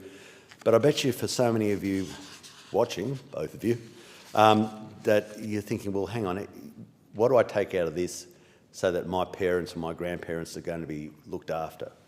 And so in summary, we've got a couple of schedules. In Schedule 1, it's about the conduct of residential care and the insurances that the information that the government gets helps them do a better job of managing it and finds problems early and deals with them, which makes abundant sense. The second schedule really is sort of a backup of the first. It's just how that information is used. And also there's a thing called Section 83. It deals with breaches within that, and so that your typical things, your bed sores, there's nothing worse. You go into an aged care facility and you get that smell of boiled vegetables, faeces and urine, and you know straight away that there's something going wrong there. And it worries you because you see the people there and you think, well, are they being looked after? Are these mums and dads, grandparents, are they being looked after? So yeah, you've got to have a close oversight of that. And there's a section. There's a couple of amendments in Section 332 and 337. And what we are also seeing is an attempt to deliver more aged care. It's a big issue. We just don't. We have an ageing demographic. To be frank, we're not breeding our own. We're importing other people's babies, and therefore, with an ageing demographic, it means there are a lot of people who don't have the kids and the grandkids to financially support the grandparents when they go into aged care. For my parents, may their souls rest in peace, they had 18 grandkids. They had, my brother passed away, so they had five children. We were very lucky. My brother, doctors, solicitors, myself. We had the capacity to support our parents because there was a sister. My brother's a lawyer. There was a whole range of us, so we had the resources to support our parents. Now, a lot of people going to aged care now, some of them might have had any kids. Some of them might have had one kid or two kids. There's just that family, if they've had one or two, that family's struggling to support themselves. They're struggling to pay their own bills, and they've got no money to pay for mum and dad. And that means that, it falls on the state to pay for them. But even so, it doesn't mean they should live in their final part of their life like Oliver Twist. There's got to be a sense of dignity in how they live. And this is another thing. It's a strange thing, but it's part of what we've got to look at. Australians have got to have more children. And we've got to try and work out why they're not having children and work out how they can, because it filters right through. It filters right through to how you support everybody. Like you've got to ask yourself the question right now, when something happens to you, and it absolutely will, you probably, even if you die, it's going to happen to you. Who's supporting you? How does that work? Who is actually going to look after you? And I think a lot of people, if they have a realistic view, the question might be nobody.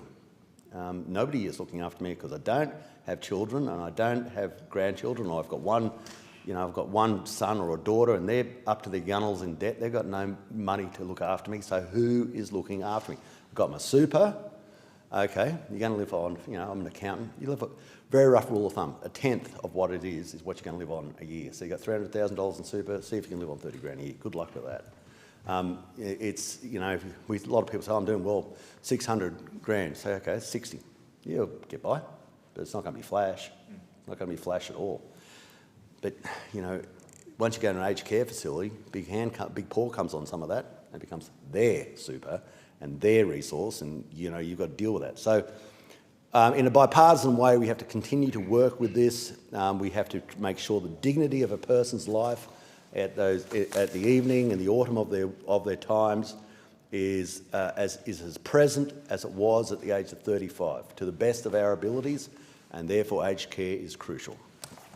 I thank the member. The question is that the bill now be read a second time, and I call the member for Durack. Thank you. Excuse me. Thank you, Madam Deputy Speaker. I rise today to speak on the Aged Care Bill 2024 and the Aged Care Legislation Amendment Bill 2024. Deputy Speaker, there are generally only 2 times in our lives, we hope, when we're fragile, when we're vulnerable, and that we may require long-term physical support from others. The first is, of course, when we're young, when we're born, and we must rely upon our parents to raise us, to feed us and to care for us. The second is when we enter our older years. Once again, we may need to rely on the physical support of others. And so, as we take measures as a society to ensure proper treatment for our youngest citizens, we must work to guarantee high quality care for our elderly. Madam Deputy Speaker, I'm sure all of us in this place can agree, and we don't always agree on much, but I think this is something that we can agree on, is that older Australians should be able to enter that phase of their lives with dignity and with security, to have their needs met and to feel safe. I think everyone in this place would agree with that. Unfortunately, the aged care sector has been plagued with a range of problems for quite some time. In 2018, when the Coalition was in government, we recognised the need to have an independent review of aged care in Australia, and we took that important step of establishing the Royal Commission into Aged Care Quality and Safety. In response to the Royal Commission, we provided more than $18 billion in funding to support the immediate needs of the sector, and we remain resolute in advocating for the dignity and security that our older Australians deserve. We are currently seeing more than half of Australia's aged care homes operating at a loss. This is occurring at the same time as our population continues to age, with an increasing desire to remain at home.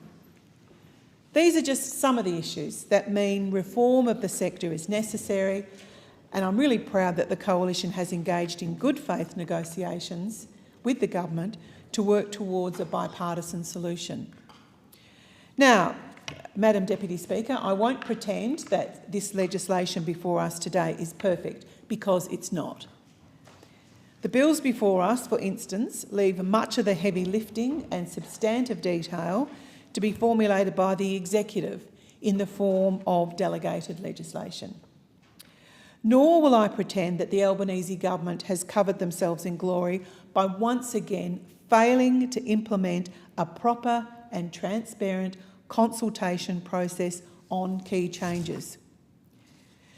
Now, in saying all that, on this side of the chamber, we do know that we are at a crossroads for the aged care sector, with some 49 aged care homes having closed since Labor took office in May 2022. Madam Deputy Speaker, this of course needs to stop, and I'm certainly hoping that the introduction of these bills will reverse this trend and result in the commencement of critical new builds across the country. It is with that goal in mind that we have worked collaboratively with the government to improve this legislation. And I'd just like to pause for a minute and to make a special mention of Senator Rushton, the Shadow Minister for Health and Aged Care, who has led the Coalition's good faith negotiations with the government. I can tell you that Senator Rushton deeply cares and understands the challenges facing the aged care sector, and she knows just how important her portfolio is. So well done, Senator Rushton. I give credit to her for this negotiation, which has led to some very important elements being included in the bill, which I would like to now make comment on. One of the measures I'm particularly pleased about, although I'm a regional member of Parliament and I'd say that we could always go further, is the inclusion of funding for aged care providers in regional, rural and remote Australia. Unfortunately, the government originally did not think that it was necessary or wise to include a targeted plan to support these providers, despite the disparities we know that exist in regional Australia.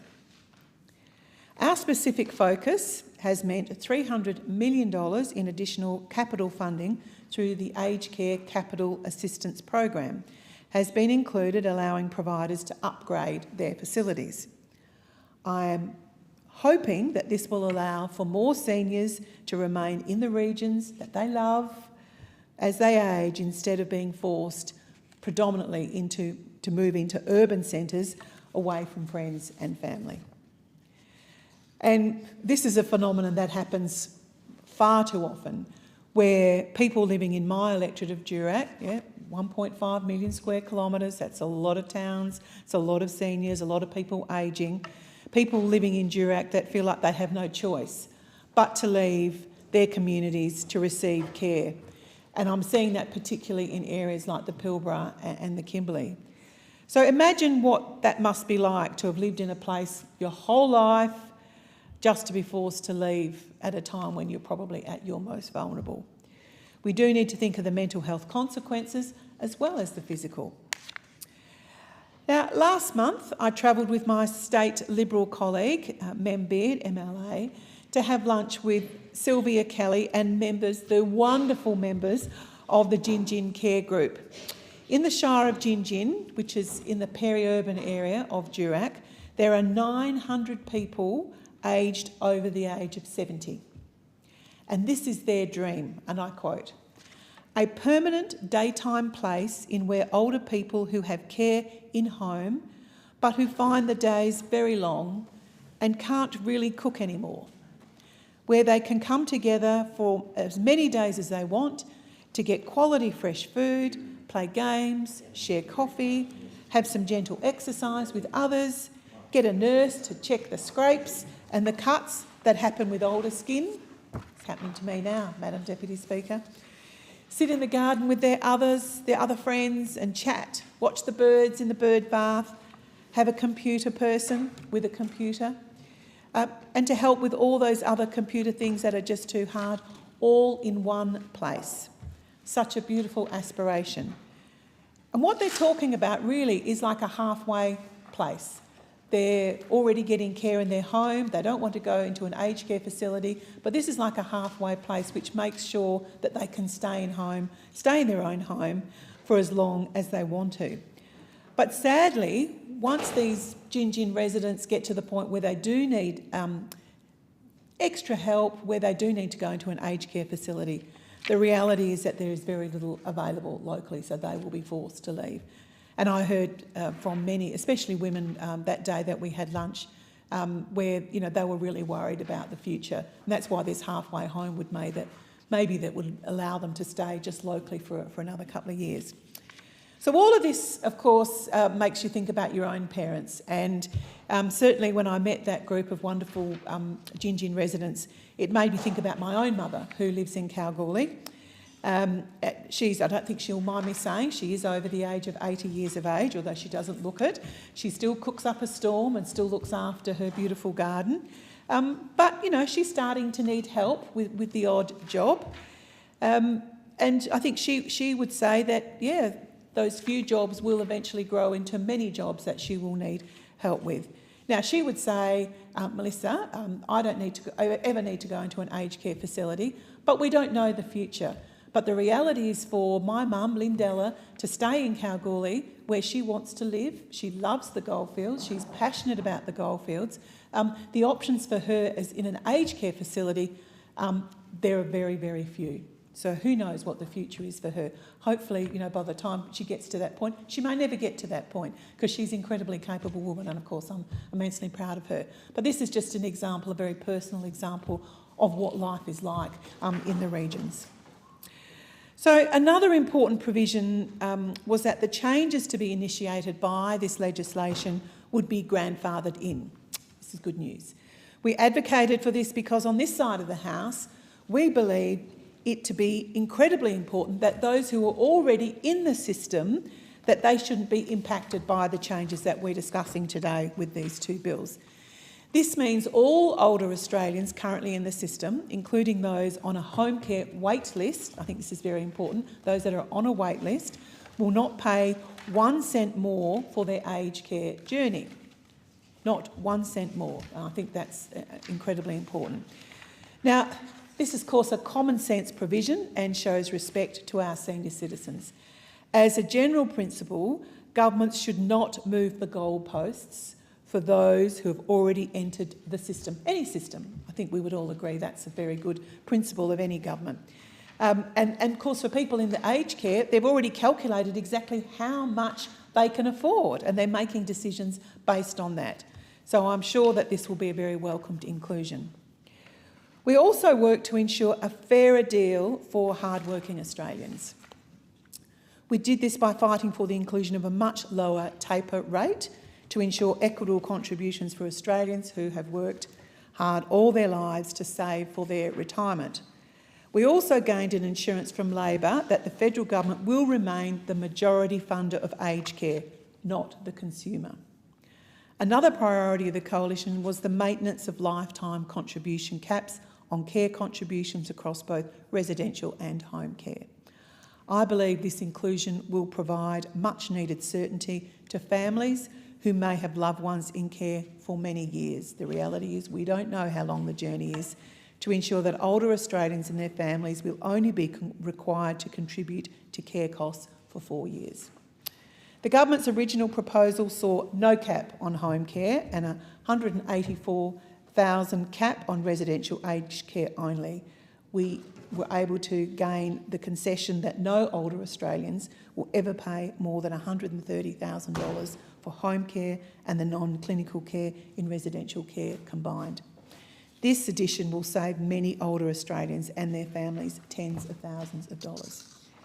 We strongly push for the removal of criminal penalties from the bill, following serious concerns that their inclusion would force the exit of highly capable staff from the sector in fear of being criminally punished to a level not seen in any other industry. The Albanese government wanted aged care workers at a time when we're struggling to get highly qualified aged care workers and even volunteers to be criminally liable under the new Act. Madness. We squashed Labor's outrageous attempt to force unionism into every aged care home. Labor wanted a workers' representative to be able to come into every single aged care home and demand an explanation on any aspect of its operations. We support aged care providers working consultatively with their staff. That's what we expect. That's what the residents in aged care facilities would expect. But we will not let the unions march into aged care homes and tell them how to do their jobs.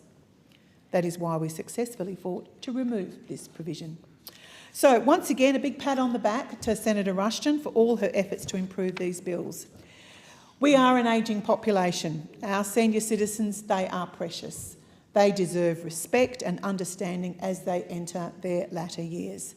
They want to be treated with dignity, and we should be proud of the care they are given at a most vulnerable time of their lives. Sadly, the care in aged care often falls short of the necessary standard. This bill goes some way to improve the aged care system, which in its current form is not sustainable.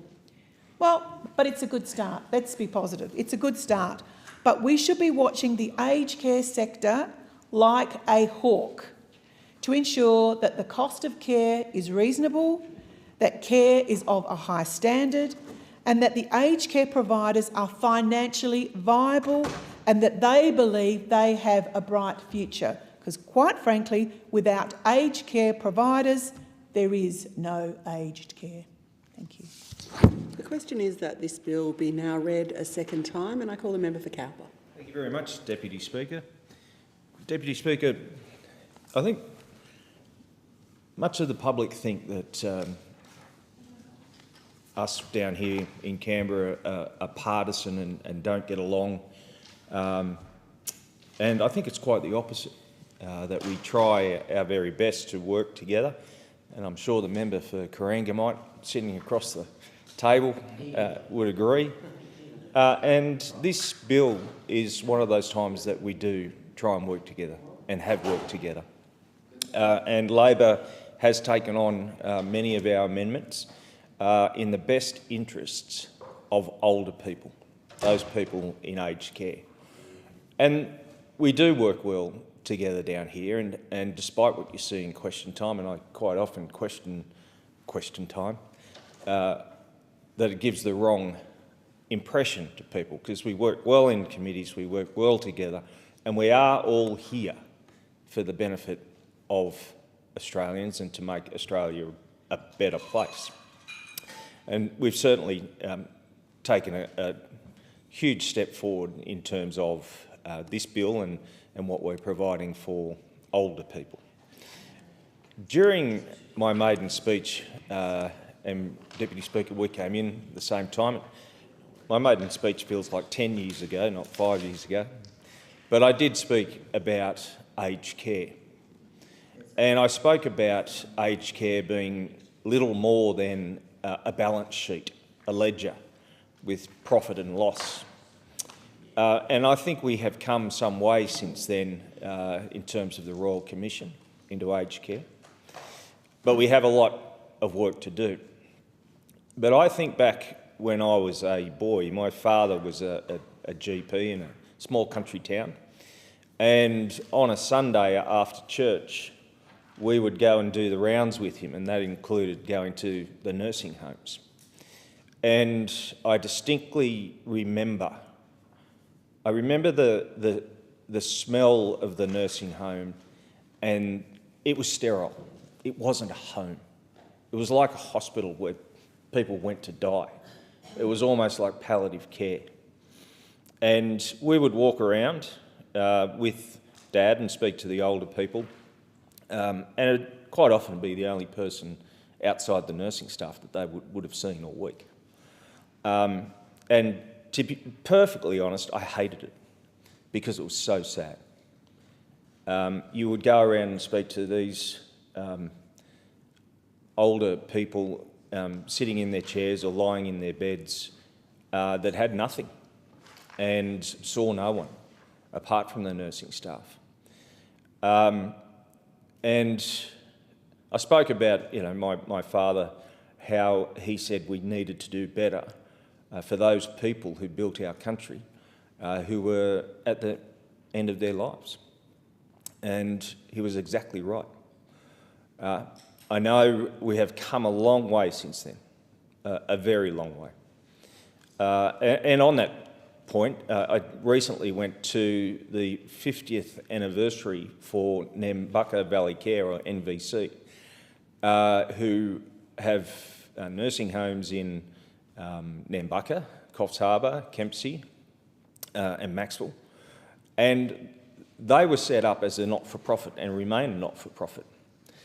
And the services they provide for our community are absolutely wonderful. But I cannot imagine our community without them. And it was a great night. It was a wonderful evening, and a shout out to the Pacific Islander nurses and nurses' aides who put on a wonderful performance that night, and shows the importance of the PALM scheme and our immigration scheme with our Pacific neighbours. But those services that are provided by NVC are second to none, and they are part of our community. And when you look at not-for-profits as opposed to for-profits, and getting back to that statement, the ledger or a balance sheet, their clients aren't treated like a number. They're not treated as profit and loss. They're treated as people. People who have built our country, decent human beings.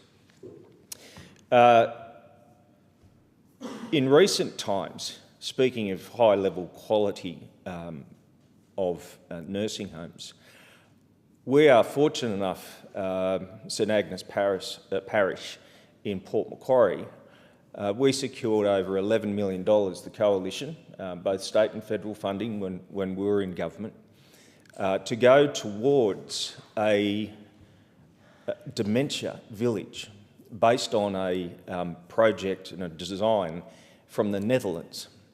And I'm sure, Deputy Speaker, you've been to a dementia ward. They are not nice places to go to. But this facility, and I use that loosely, this place is 8 homes which are open.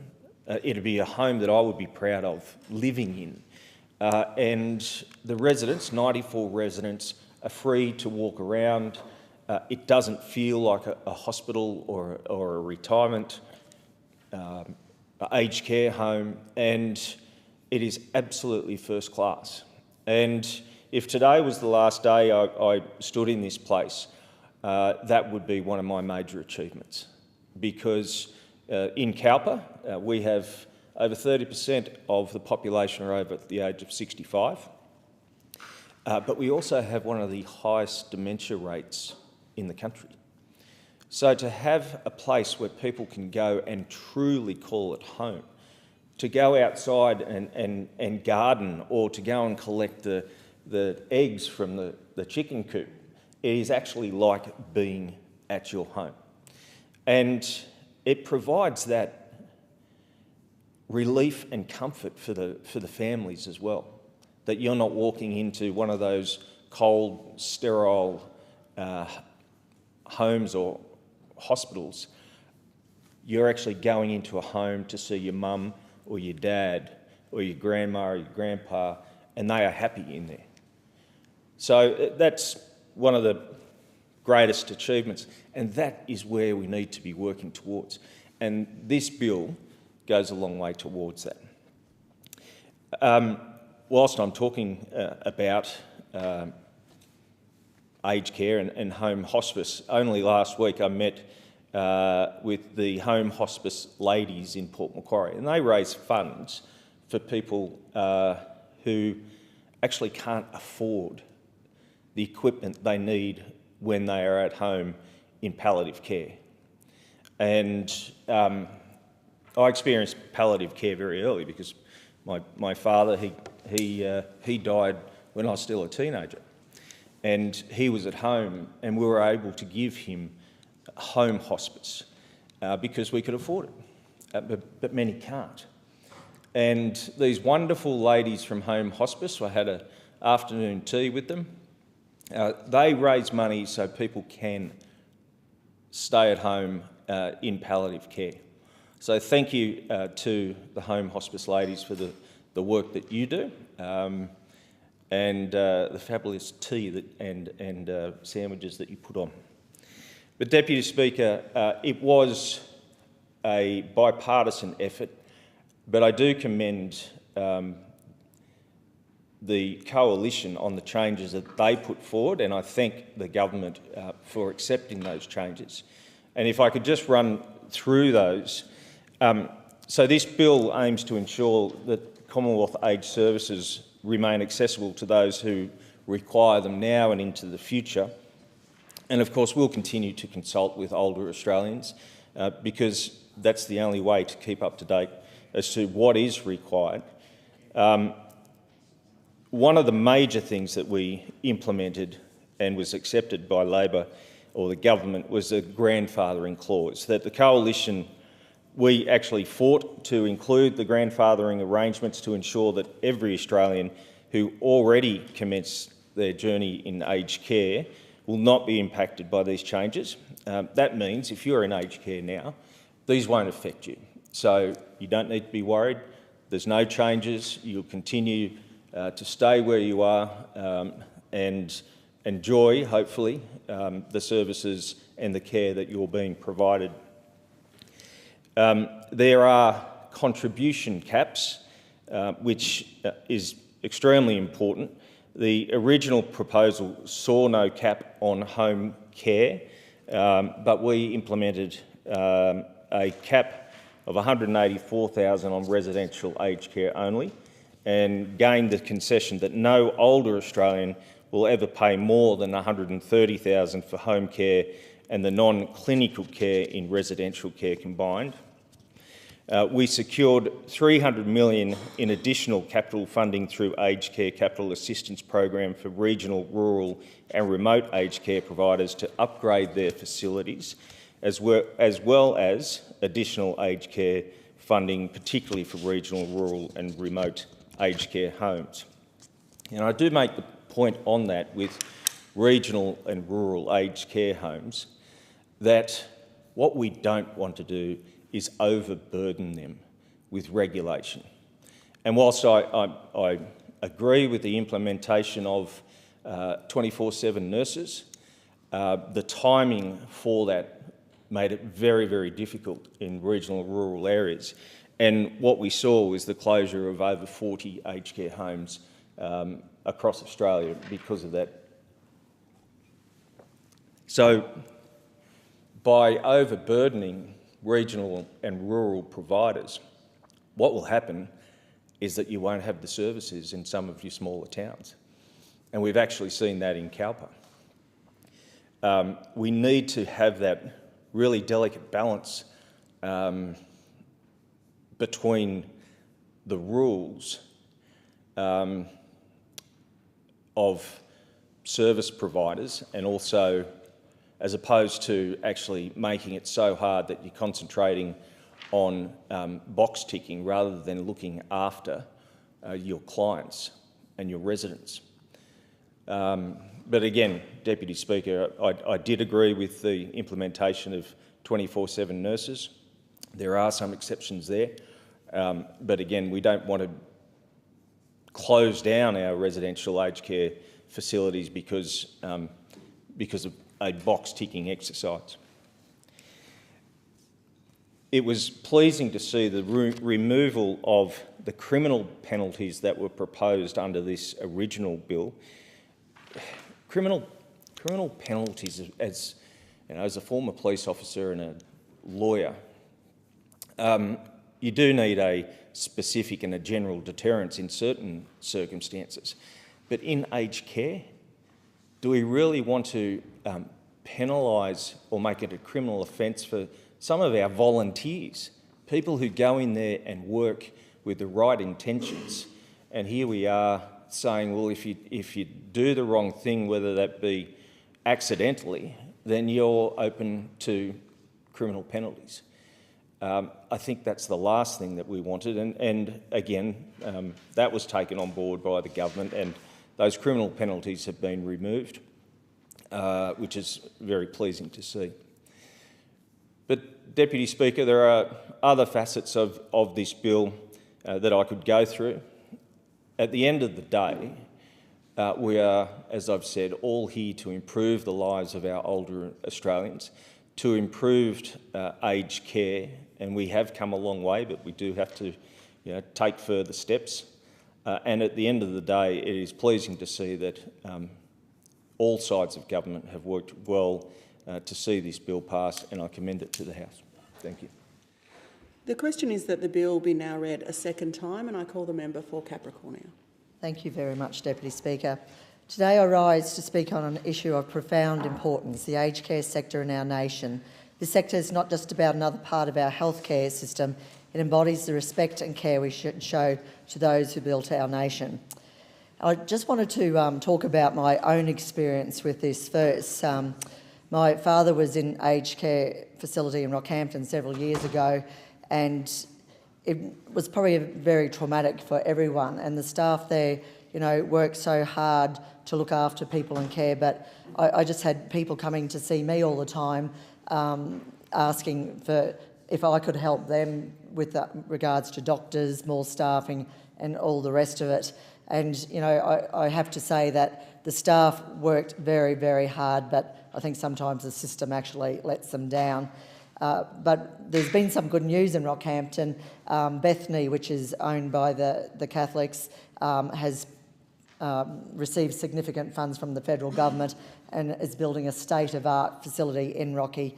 But also Benevolent Living, which is a privately run organisation, has done major expansion on their facilities in Rockhampton.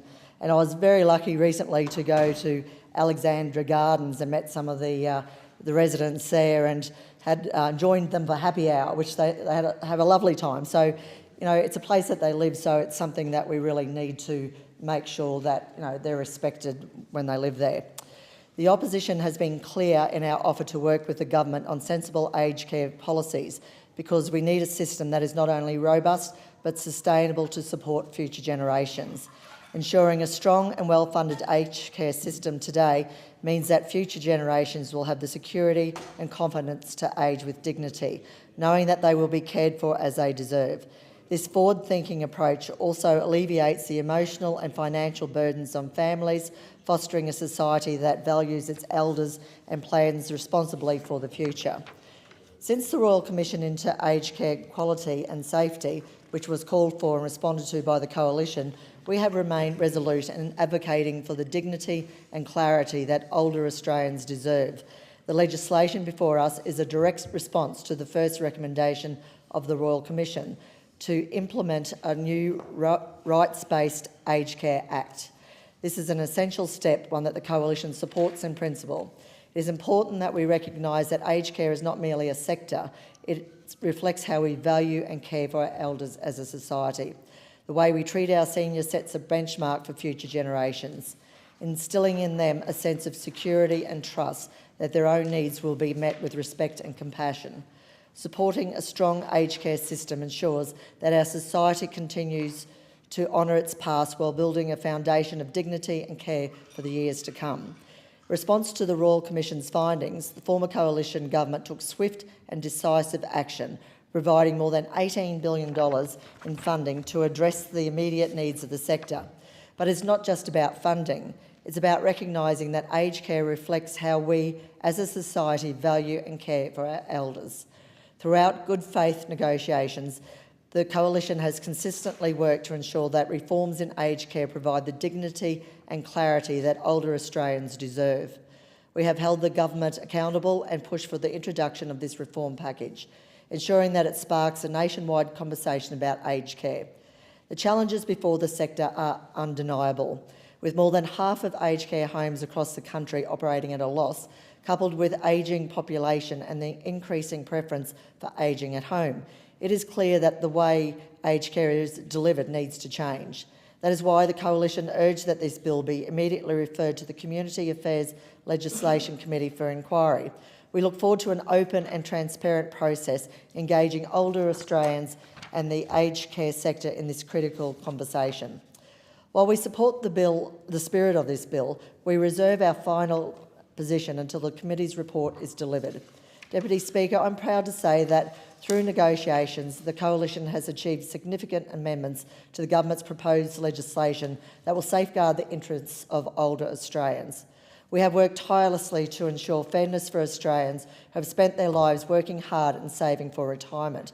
We pushed for and secured grandfathering arrangements, lifetime caps, a more balanced tapered rate and a guarantee that the federal government remains the majority funder of aged care.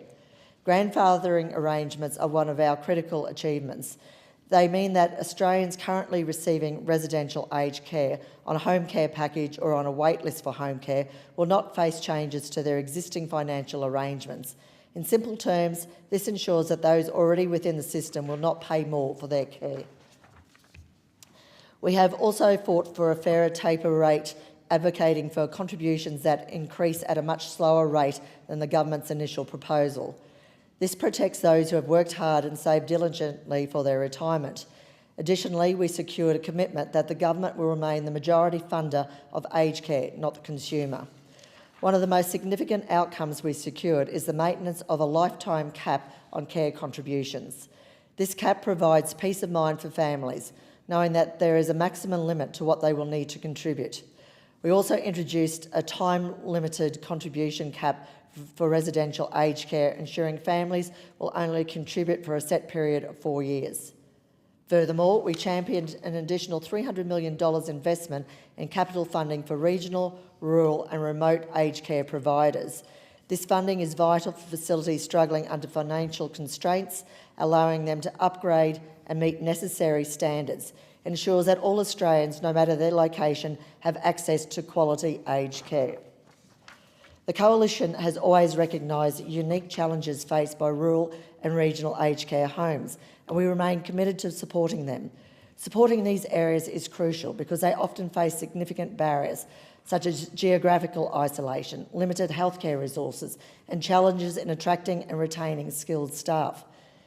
Ensuring equitable access to aged care services in these communities upholds the fundamental principle that all Australians deserve the same level of care and respect, irrespective of their postcode. This commitment helps bridge the divide between urban and rural care, fostering a more inclusive and just society. We also successfully advocated for the removal of criminal penalties from the bill. Let me be clear, this does not mean providers in the wrong are given a free pass. Existing work, health and safety laws, banning orders and criminal codes already provided the regulatory framework to hold individuals accountable. The introduction of new criminal penalties, as proposed by the government, was not a recommendation of the Royal Commission and would have unintended consequences, potentially driving capable workers away from the sector. Our efforts have also stopped the imposition of forced union representation in every aged care home. We believe in collaboration between providers and their staff, but will not support measures that prioritise union mandates over quality care, particularly when small providers bear the heaviest burden. Despite these achievements, we must remember that this bill remains the government's package of reforms. It was not co-designed with the Coalition, and there are critical issues that remain unaddressed. The government has failed to adequately consider workforce impacts, regulatory challenges and realistic implementation timelines. This oversight is not without consequences. Just last year, 49 aged care homes closed under this government's watch. This is a stark reminder that words alone are not enough. Action and foresight are paramount. We must ensure that this bill does not lead to further closures, but rather fosters an environment conducive to the development of new facilities and essential investments that sustain and improve the sector. Transparency has been another area of deep disappointment. The government's process has been shrouded in secrecy, with crucial details embedded in delegated legislation yet to be disclosed. This lack of openness and clarity frustrates not only older Australians and their families, but also the dedicated providers and workers who strive to maintain high standards despite mounting pressures. Excuse me. We have repeatedly called on the government to release all associated rules and documents before the bill's final debate. Only with full disclosure can Australians understand, prepare for and respond effectively to the impending changes. While this bill seeks to ensure Commonwealth aged care services remain accessible, promote dignity and support independence, much work remains. The Coalition remains committed to consulting with older Australians in the sector through the ongoing inquiry process to achieve the best outcomes. We will continue to work towards a system that prioritises the dignity and care of older Australians, ensuring they receive the support they deserve. Thank you. The question is that this bill be now read a second time, and I call the member for Flynn. Thank you, Deputy Speaker, and I rise to speak on the Aged Care Bill 2024. And it is important that we recognise that aged care is not merely a sector. It reflects on how we value and care for our elders as a society. Aged care across this country, and especially in central Queensland, is quite frankly at breaking point. Whether it's getting a loved one, such as a mother or father or a grandmother or a grandfather, into an aged care facility, or trying to get through the mountains of bureaucracy when applying for a home care package is really a nightmare for many Australians. Data has shown us that some of the most vulnerable older Australians are waiting as long as an entire year to get a home care package. Wait times for level 3 packages have blown out from 9 to 12 months, while the wait times for level 4 packages have risen from 6 to 9 months. Last year, Serenity Summit Cottages, an aged care facility in Mount Morgan in my electorate of Flynn, closed. They advised that the ongoing nationwide shortage of aged care staff, combined with Mount Morgan's regional location, made staffing the facility incredibly difficult. Given the national care workforce shortage and the increased difficulty recruiting staff, the only viable option for Serenity Cottages was to close. It is clear that current aged care model is not working and significant changes need to be made that will not affect communities in rural and regional Australia. Madam Deputy Speaker, the Coalition provided a clear offer to work with the government on sensible aged care policies because we need a system that is strong and sustainable to support future generations. Since calling for and responding to the Royal Commission into Aged Care Quality and Safety, the Coalition has remained resolute in advocating for the dignity and clarity that older Australians deserve. This legislation delivers on the first recommendation of the Royal Commission appointed by the Coalition to implement a new right-based Aged Care Act.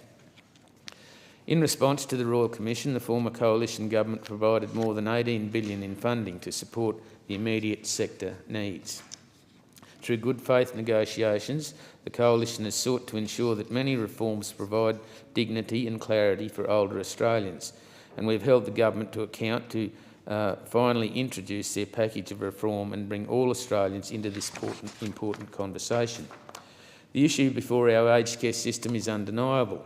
With more than half of aged care homes across the country operating at a loss, an ageing population and a desire for people to age at home, the way aged care is delivered and supported needs to change. This bill represents a significant package of reforms, which is why we push to have the bill immediately referred to the Community Affairs Legislation Committee for inquiry. We have valued the opportunity to finally have an open conversation with older Australians and the aged care sector about the government's proposed reforms through this open and transparent Senate inquiry process. Now that the committee has delivered its final report, we are considering its findings and recommendations. Following the inquiry, the Coalition remains supportive of introducing rights-based framework to guarantee a world-class aged care system for older Australians into the future. However, as Coalition senators noted in the report, there are concerns that the bill contains several shortcomings that should be remedied for it to deliver on its promised outcomes. We have been critical of the government for their lack of consultation on this significant package of reforms, and this was a concern that was reflected by stakeholders throughout the inquiry.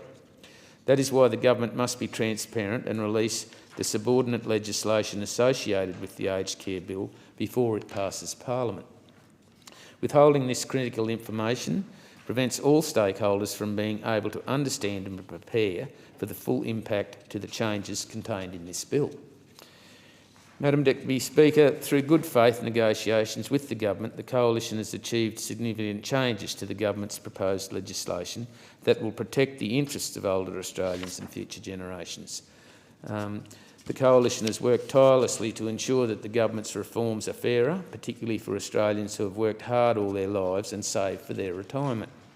That is why we pushed the government to include grandfathering arrangements, lifetime caps such as lower taper rate, and assurance that the government will remain the future funder of aged care and not the consumer. One of the most critical outcomes of our efforts was the introduction of grandfathering arrangements. These arrangements guarantee that Australians who are already in residential aged care, on a home care package or assessed as being waiting for their allocated home care package will not see any changes to their existing arrangements. In effect, it will mean that all Australians currently in aged care system will not pay 1 cent more for their aged care packages. We also advocate for a lower taper rate towards aged care contributions to ensure that those who have worked hard and saved for their retirement receive a fairer deal. The taper rates we demand mean that funding contributions increase at a much slower rate than the government has proposed. Furthermore, we sought an absolute assurance from the government that they would remain the majority funder of aged care and not the consumer. We also fought for the maintenance of a lifetime cap on care contributions. These caps, we demanded, mean that Australians will always know that the maximum they could ever be required to contribute is fixed. Importantly, the maintenance of a lifetime cap will provide families with peace of mind when it comes to the costs associated with caring for their loved ones.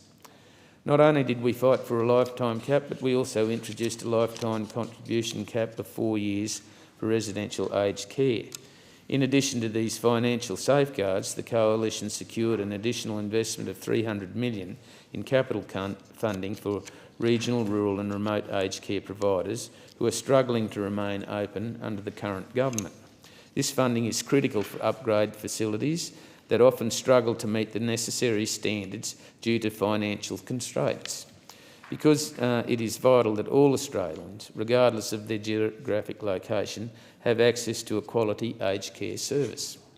The Coalition has always recognised that rural and regional aged care homes face unique challenges and need more support from this government.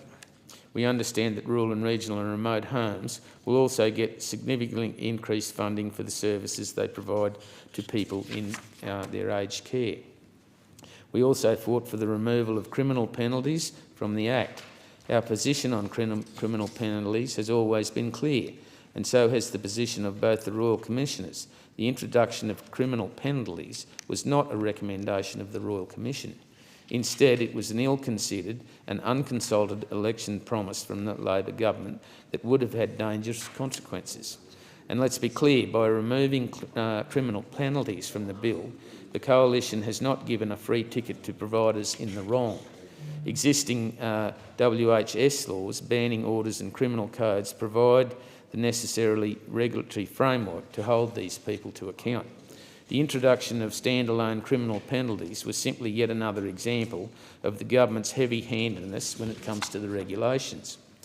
We support the need for older Australians to be safe and supported in our aged care system, but in order for them to be safe and cared for, we need the workforce to exist in the first place. We have also successfully eliminated provisions that would have forced unionism into every aged care home, taking the focus away from quality care and instead increasing mandates felt the hardest by small providers. Madam Deputy Speaker, whilst there have been significant achievements made by the Coalition during our negotiations with the government, it is important to remember that this is a Labor's package of reforms. This bill has not been co-designed alongside the Coalition.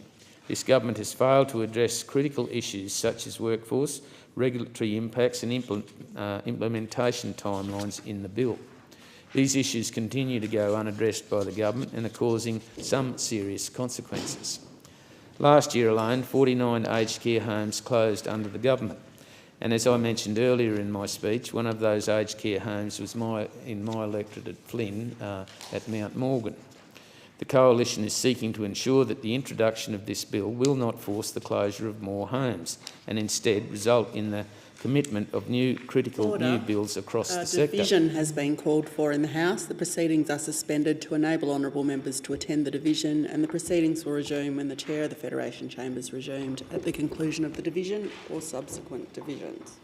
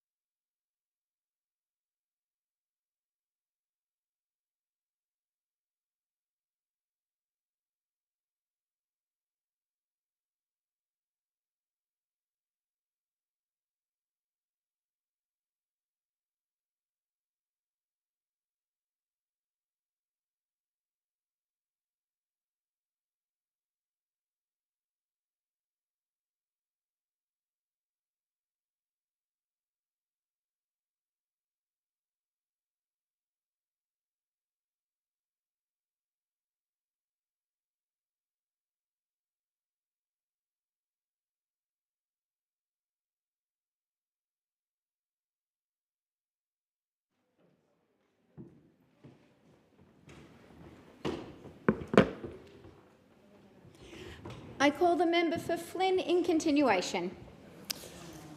Thank you, Deputy Speaker. We remain disappointed by the lack of transparency the government has shown to Australian public throughout their entire process of reform, with conversations forced to occur behind closed doors. It is clear from the 2 inquiry hearings held thus far, there has been notable frustration from older Australians in the sector. Frustration that many of the changes proposed by the government were not consulted upon. Frustration that much of the detail of their new Act is instead held in delegation legislation which is yet to be seen. And frustration that without this delegated legislation, Australians cannot adequately respond and prepare for the changes to come. The Coalition has called on the government to finally be transparent and publicly release all of the rules associated with the bill prior to its final debate, so that we can fully understand the effect of this bill will have on the sector and on older Australians and the wider community. However, it remains clear that this bill aims to ensure Commonwealth-agreed aged care services remain accessible to those who require them today and into the future. It aims to promote dignity, independence and a meaningful life for older Australians, which the Coalition remains committed to. We will continue to consult with older Australians in the sector throughout the ongoing inquiry process and work through the issues that are raised as we seek to achieve dignity and clarity for all Australians.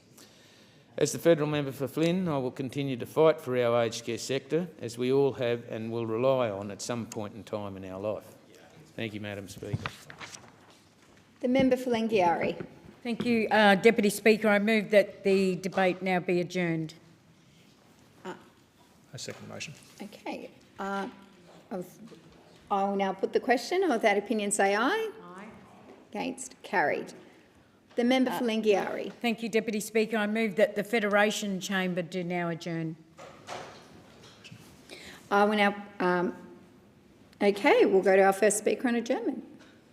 The member for Clare. Thank you, Deputy Speaker.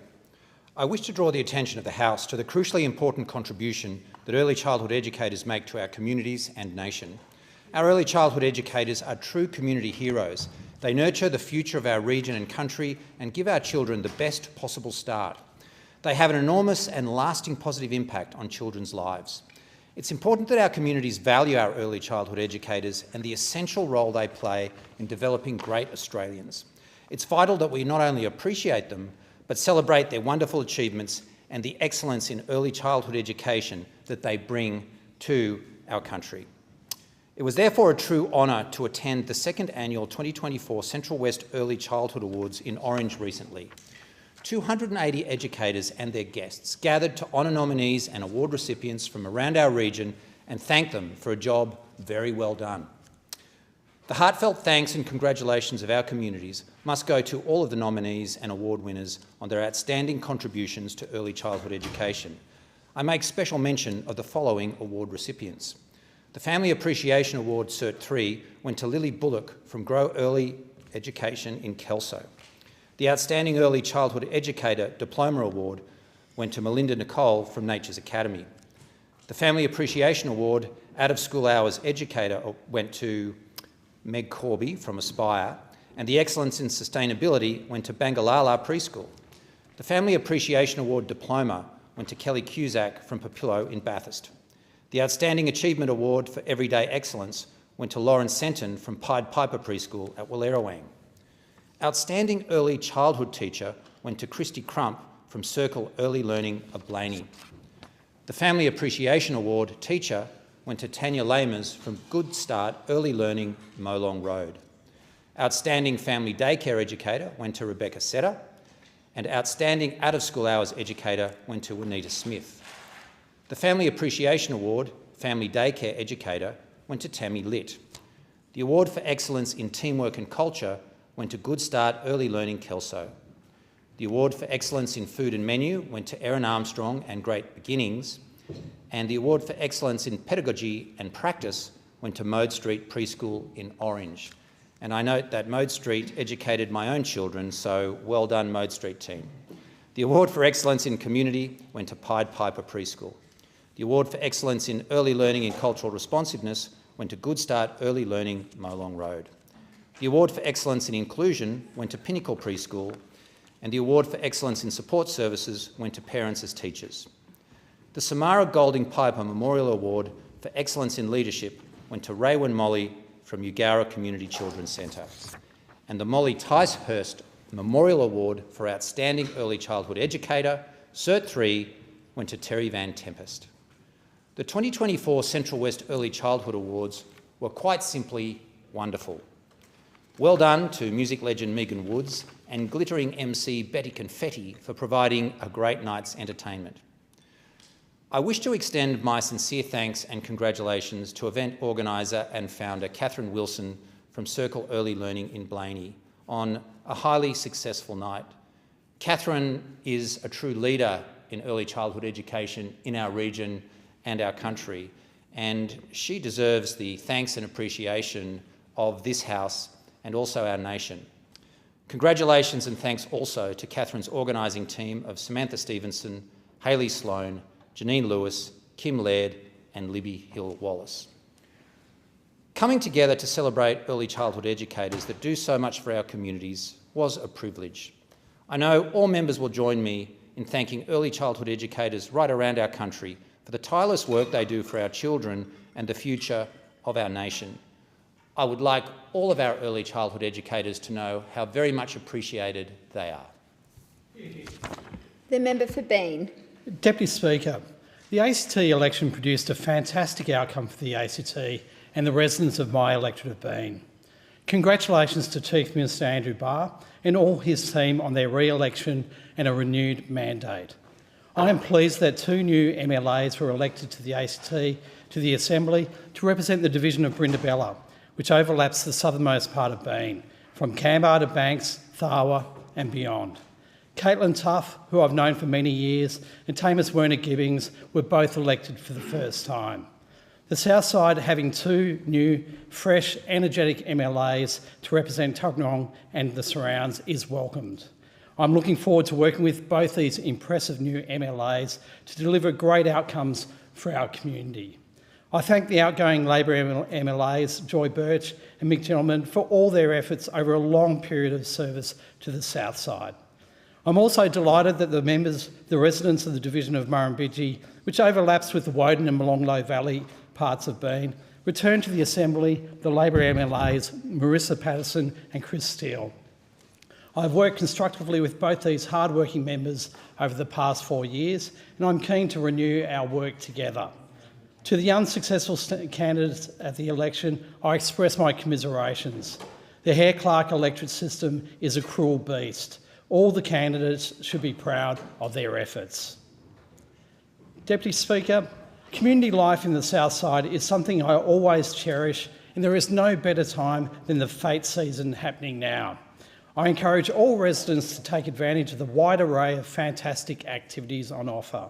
The schools, community groups and volunteers behind these activities deserve the support of the general community, and I can guarantee that those who do attend will all have a great time. I'll give a quick plug to some of the events to keep an eye out for in Bean over this weekend. The Waniasta School Twilight Picnic and Sacred Heart Primary School in Pearce Twilight Fair both tomorrow, Friday the 8th of November. St Thomas the Apostle Primary School in Canberra, their fete is this Saturday the 9th of November. The Arana School in Western have their spring fair this Sunday on the 10th of November. Holy Family Gowrie have got their fete the following weekend. And of course, Southfest is back that weekend as well. There are of course many other activities happening this weekend and beyond. Especially since the COVID era, it's critical to appreciate that these types of activities where we can all get together to have fun should never be taken for granted. I encourage Bean residents and people from right across the ACT region to get down to at least one of the great community events happening in the South this weekend and the weekends following. Deputy Speaker, the SDA has launched a groundbreaking case at the Fair Work Commission to abolish junior rates for workers aged 18 years and older. If successful, the case will lift wages for young workers in supermarkets, drive-thrus and pharmacies across the country. These changes would not only increase minimum wages within these sectors, but also impact other enterprise agreements that currently include junior rates. At the heart of this case, however, is that these 18 and 19-year-old workers are adults and deserve to be paid accordingly. Indeed, in many cases, these young workers are paid 30% less for performing the same tasks as their older co-workers. Put more simply, if you're an adult, you should earn an adult wage no matter what. The SDA also highlights that young Australians face the same living costs as everyone else, but are unfairly compensated in terms of wages. As SDA National Secretary Gerard Dwyer has pointed out, 18-year-olds are adults. They do not receive a discount on their rent or bills because they happen to be 18. This disparity in pay is discriminatory and out of touch with the cost of living. Deputy Speaker, the SDA's campaign aims to build public support for fair wages and underscores the importance of treating workers equitably. This is a campaign that everyone in this House should be able to get around and support wherever your electorate might be in this country. The member for Dawson. Thank you, Deputy Speaker. I know the Albanese Labor government is sick of hearing me talk about the Bruce Highway. However, the issues are not going away, and neither am I. The Bruce is a national disgrace. 50% of the entire Bruce Highway is failing basic safety standards, and in my electorate of Dawson, the road has a 2-star out of 5-star rating for road safety. As Australia's longest highway, it has developed a reputation for potholes, delays, and most of all, fatalities. Much needed funds for upgrades simply disappear. I have started a petition and I'm presenting some of the real life experiences from my constituents to be placed on the Hansard record. Trevor Haller travels from Ayr to Townsville and experiences near misses every time, every day. Michael Botto, his story. North of Kalen, a car and caravan hit a rough area and started to sway badly. Ended up off the road, but no major damage. Just scared the life out of them. I just went to Brisbane and back this week, and I cannot believe that from Gladstone north, how bad the Bruce has become. It's been left too long and is truly a disgrace. Wayne Gower says, constantly the roads are trash. Overtaking lanes are few and far between, and many drivers are taking risks. Just fix the damn highway. It stretches some 1,600 kilometres, takes 18 hours straight to drive, crosses over 26 rivers, and is touched by almost every city in Queensland. For most along the coast, it is the only road to go north or south. Narelle Hayworth from the Centre for Accident Research and Road Safety Queensland says, there are sections where it doesn't look like a highway. Doesn't look like a highway anywhere else in the developed world. She also stated that none of the Bruce is rated a full 5-star rating. None. Deputy Speaker, if you're driving on the Bruce Highway, you are 5 times more likely to be injured or killed in a crash compared to those driving on the Hume Highway. This year alone, in 11 short months, 30 people have lost their lives on the Bruce. In the last 10 years, over 150 people have lost their lives. This cannot keep happening. Deputy Speaker, in true Labor style, this one-term Albanese Labor government cut the funding agreement for the Bruce from an 80-20 federal-state split to a 50-50 split. This is a serious funding cut, if ever I've seen one. This has been an historical arrangement agreed to by both sides of the House. However, it's been ripped up without a care in the world. Deputy Speaker, at least now Queenslanders have some direction under the new leadership of David Crisafulli and the LNP. The Queensland Government has committed to working with the federal government to reinstate the 80-20 funding arrangement, and the Queensland LNP will re-establish the Bruce Highway Advisory Council. In 7 short days under Premier Crisafulli, more positive movement has taken place than in the whole time under Premier Stephen Miles. No wonder Queensland voted for a fresh start. In more good news, a Dutton-led coalition government has made a commitment to restoring the funding arrangement back to the original 80-20 split. Deputy Speaker, we know there are challenges. Queensland has more tarmac than any other state in Australia. We have had a few people, we have fewer people to pay for upgrades, and many different types of vehicles use the Bruce. But you know what? We also deliver billions of dollars of mining royalties to both state and federal governments, and we help feed the nation. It's about time that's recognised and some money comes back to the regions. To the truck drivers who drive the Bruce daily, the tourists who are essential to our economy, food producers which deliver much needed fresh produce to our supermarkets, and our miners who travel to work, to the families who are taking their kids to school or going on a holiday that they've saved up for. I give you my word, I will not give up fighting to make sure you have a safe road to drive on. Every Queenslander needs a commitment from the Albanese Labor government for a 10-year upgrade and maintenance plan. Do you think we'll get this from the government? Probably not. What I do know is the coalition will do it. We understand how important it is. We want our truckies and families to get home safely. The member for Reid. There is a photo that I have with Superintendent Christine McDonald, and I think it captures who she is and what she brings to the role. It's a photo that I have with her in her uniform, and it's covered in holly colours. It was at an event that I held in March this year, and Superintendent McDonald had only been the local area commander for the Burwood area for less than a month, and she was at this event because she believes in the role police can play in connecting with the community. And young students were there and they were squealing with delight as they got to throw colours at the police. And families had the opportunity to meet Superintendent McDonald. She was accessible and personable. And that's important for communities like mine, a diverse community made up of people from around the world. And for some, their interactions with law enforcement in their home countries may have been very different, may have been bound by fear or defined by corruption.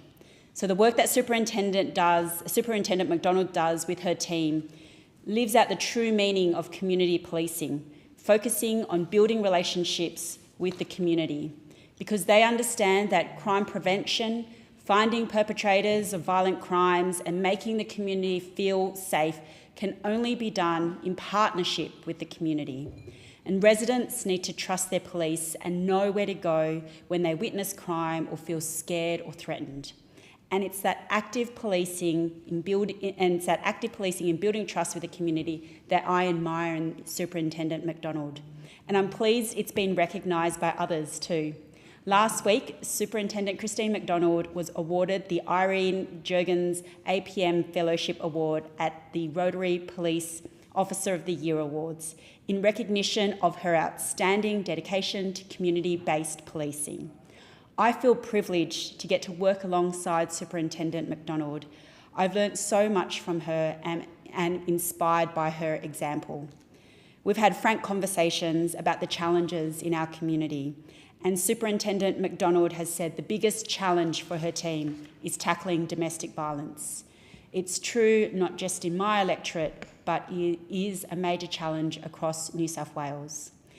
And it's an issue the federal and New South Wales governments are squarely focused on. Both governments are spending record amounts to help fund emergency financial support and accommodation to help victim survivors and expand programs that reduce the rate of violence against women and children. The New South Wales government has passed laws that make it harder for alleged domestic violence offenders to get bail and has made coercive control a criminal offence. And I've been to many community events with Superintendent McDonald, and there is a line that she often uses at these events. I don't want anyone to suffer in silence. Come to your police so we can help you. And that is the exact message that the community needs to hear. While she's only been the Burwood Police Area Commander for less than a year, she's having an extraordinary impact. Earlier this year, along with the member for Strathfield, Jason Lee, we held a community roundtable to discuss how we can tackle domestic violence together, working with Burwood Police. And I was so pleased that Superintendent McDonald was able to be there.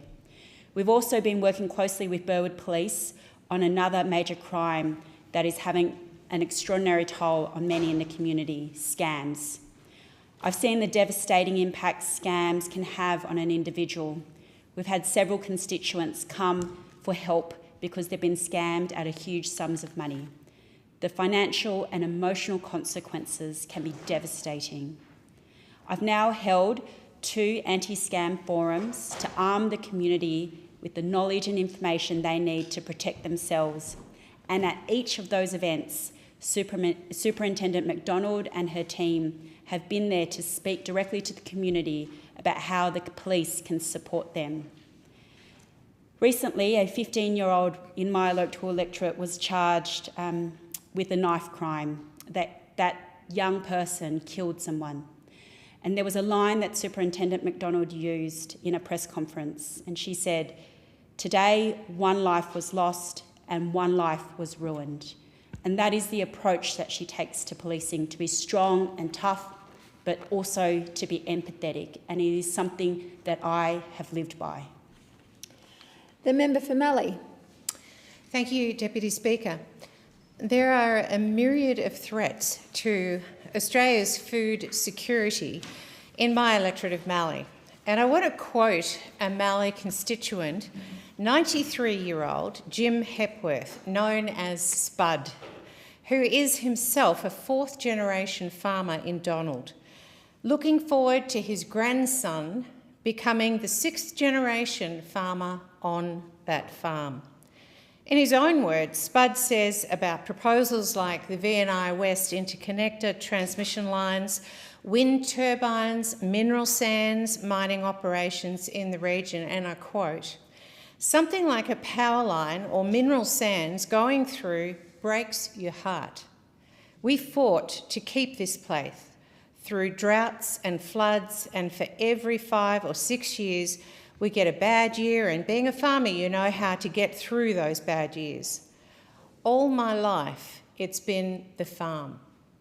Farmers are the greatest naturalist people in the world," he says. "If they don't look after their ground, it's gone. It's like if you don't look after your wife, she'll be gone too, won't she? Land's the same. Some people want the windmills," he says. "Others don't want them. They don't tell each other what's going on.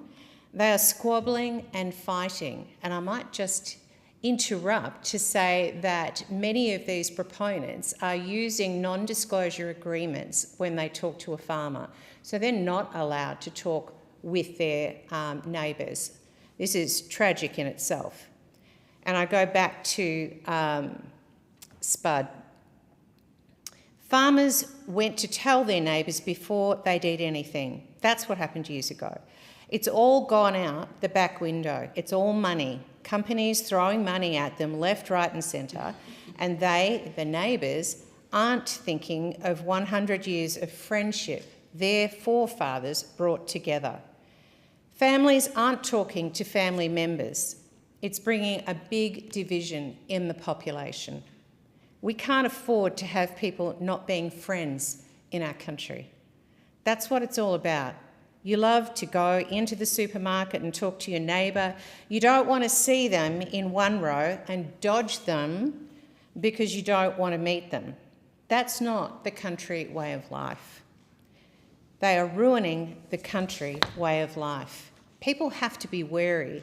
You want to talk to your neighbours and friends before you do anything like this.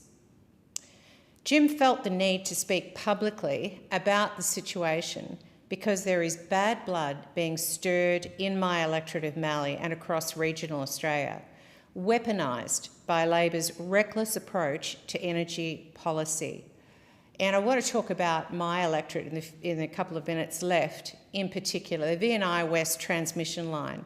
The corridor has been confirmed this last week, to the outrage of 60% of the farmers on that route. I've seen the map, I've seen all the red dots that all light up where farmers are saying, no, Transmission Company Victoria, TCV, which sits under AEMO at a federal level, are not going to be allowed onto my land. I'm not sure how the Victorian government is actually going to achieve what they want to achieve. I do know. The state government have actually legislated compulsory acquisition and a no appeals process. We live in 2024 in Australia, a country that is free, where people who own land should be able to do whatever they desire on their land, and particularly when it's being productive. But what we have in Victoria is a government who has taken away those rights. No farmer can go to VCAT and appeal the decision of the Victorian Labor government. This is an atrocious situation, and it is not Australian. Farmers are now paying lawyers to fight their cause, but to no avail. Wind turbines are multiplying in Mallee, and we have become ground zero for the rush to renewables, the renewable energy zones. It's not something that is working out too well for the government.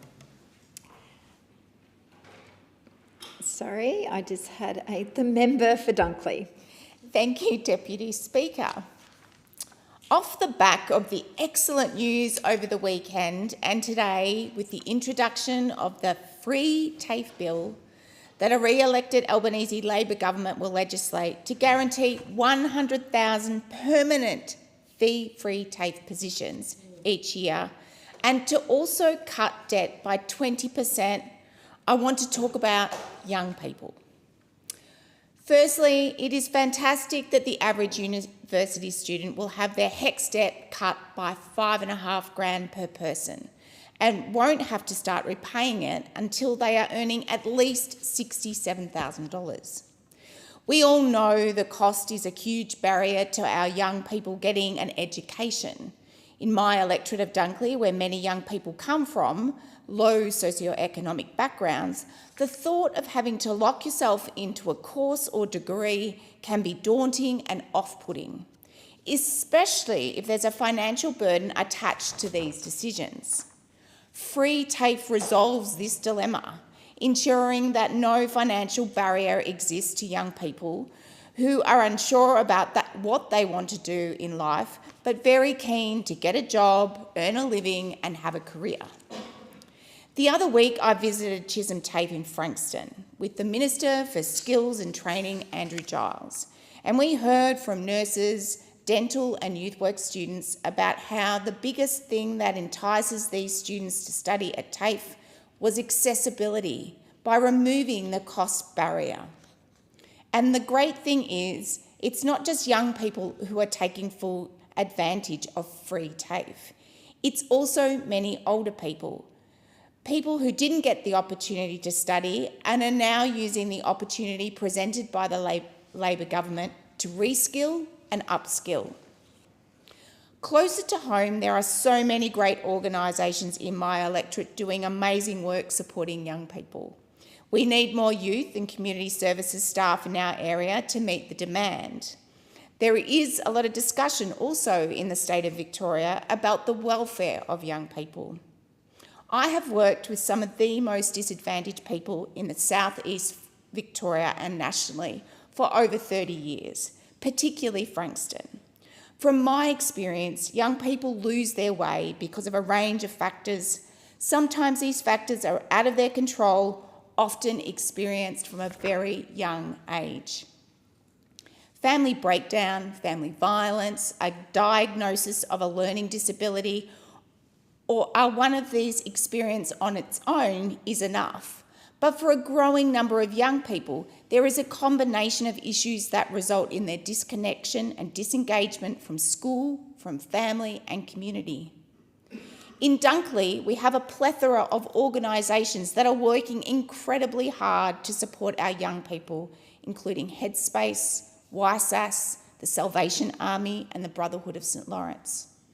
Recently, I met with Headspace staff and members of their youth advisory team to learn about the key issues impacting young people in our local area. COVID lockdowns that led to loneliness and isolation, disengagement from school, learning barriers and gender identity are some of the biggest issues. along with having limited role models to guide and support them.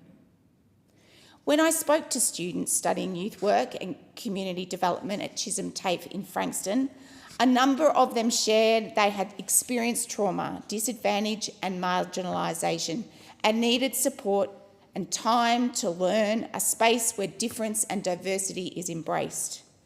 Chisholm TAFE teachers Raylene Stockton and Joe Zolo are providing this learning environment to the students to enable them to forge a career pathway as I did through TAFE. Well done to both of you for your contributions to the sector over many decades teaching.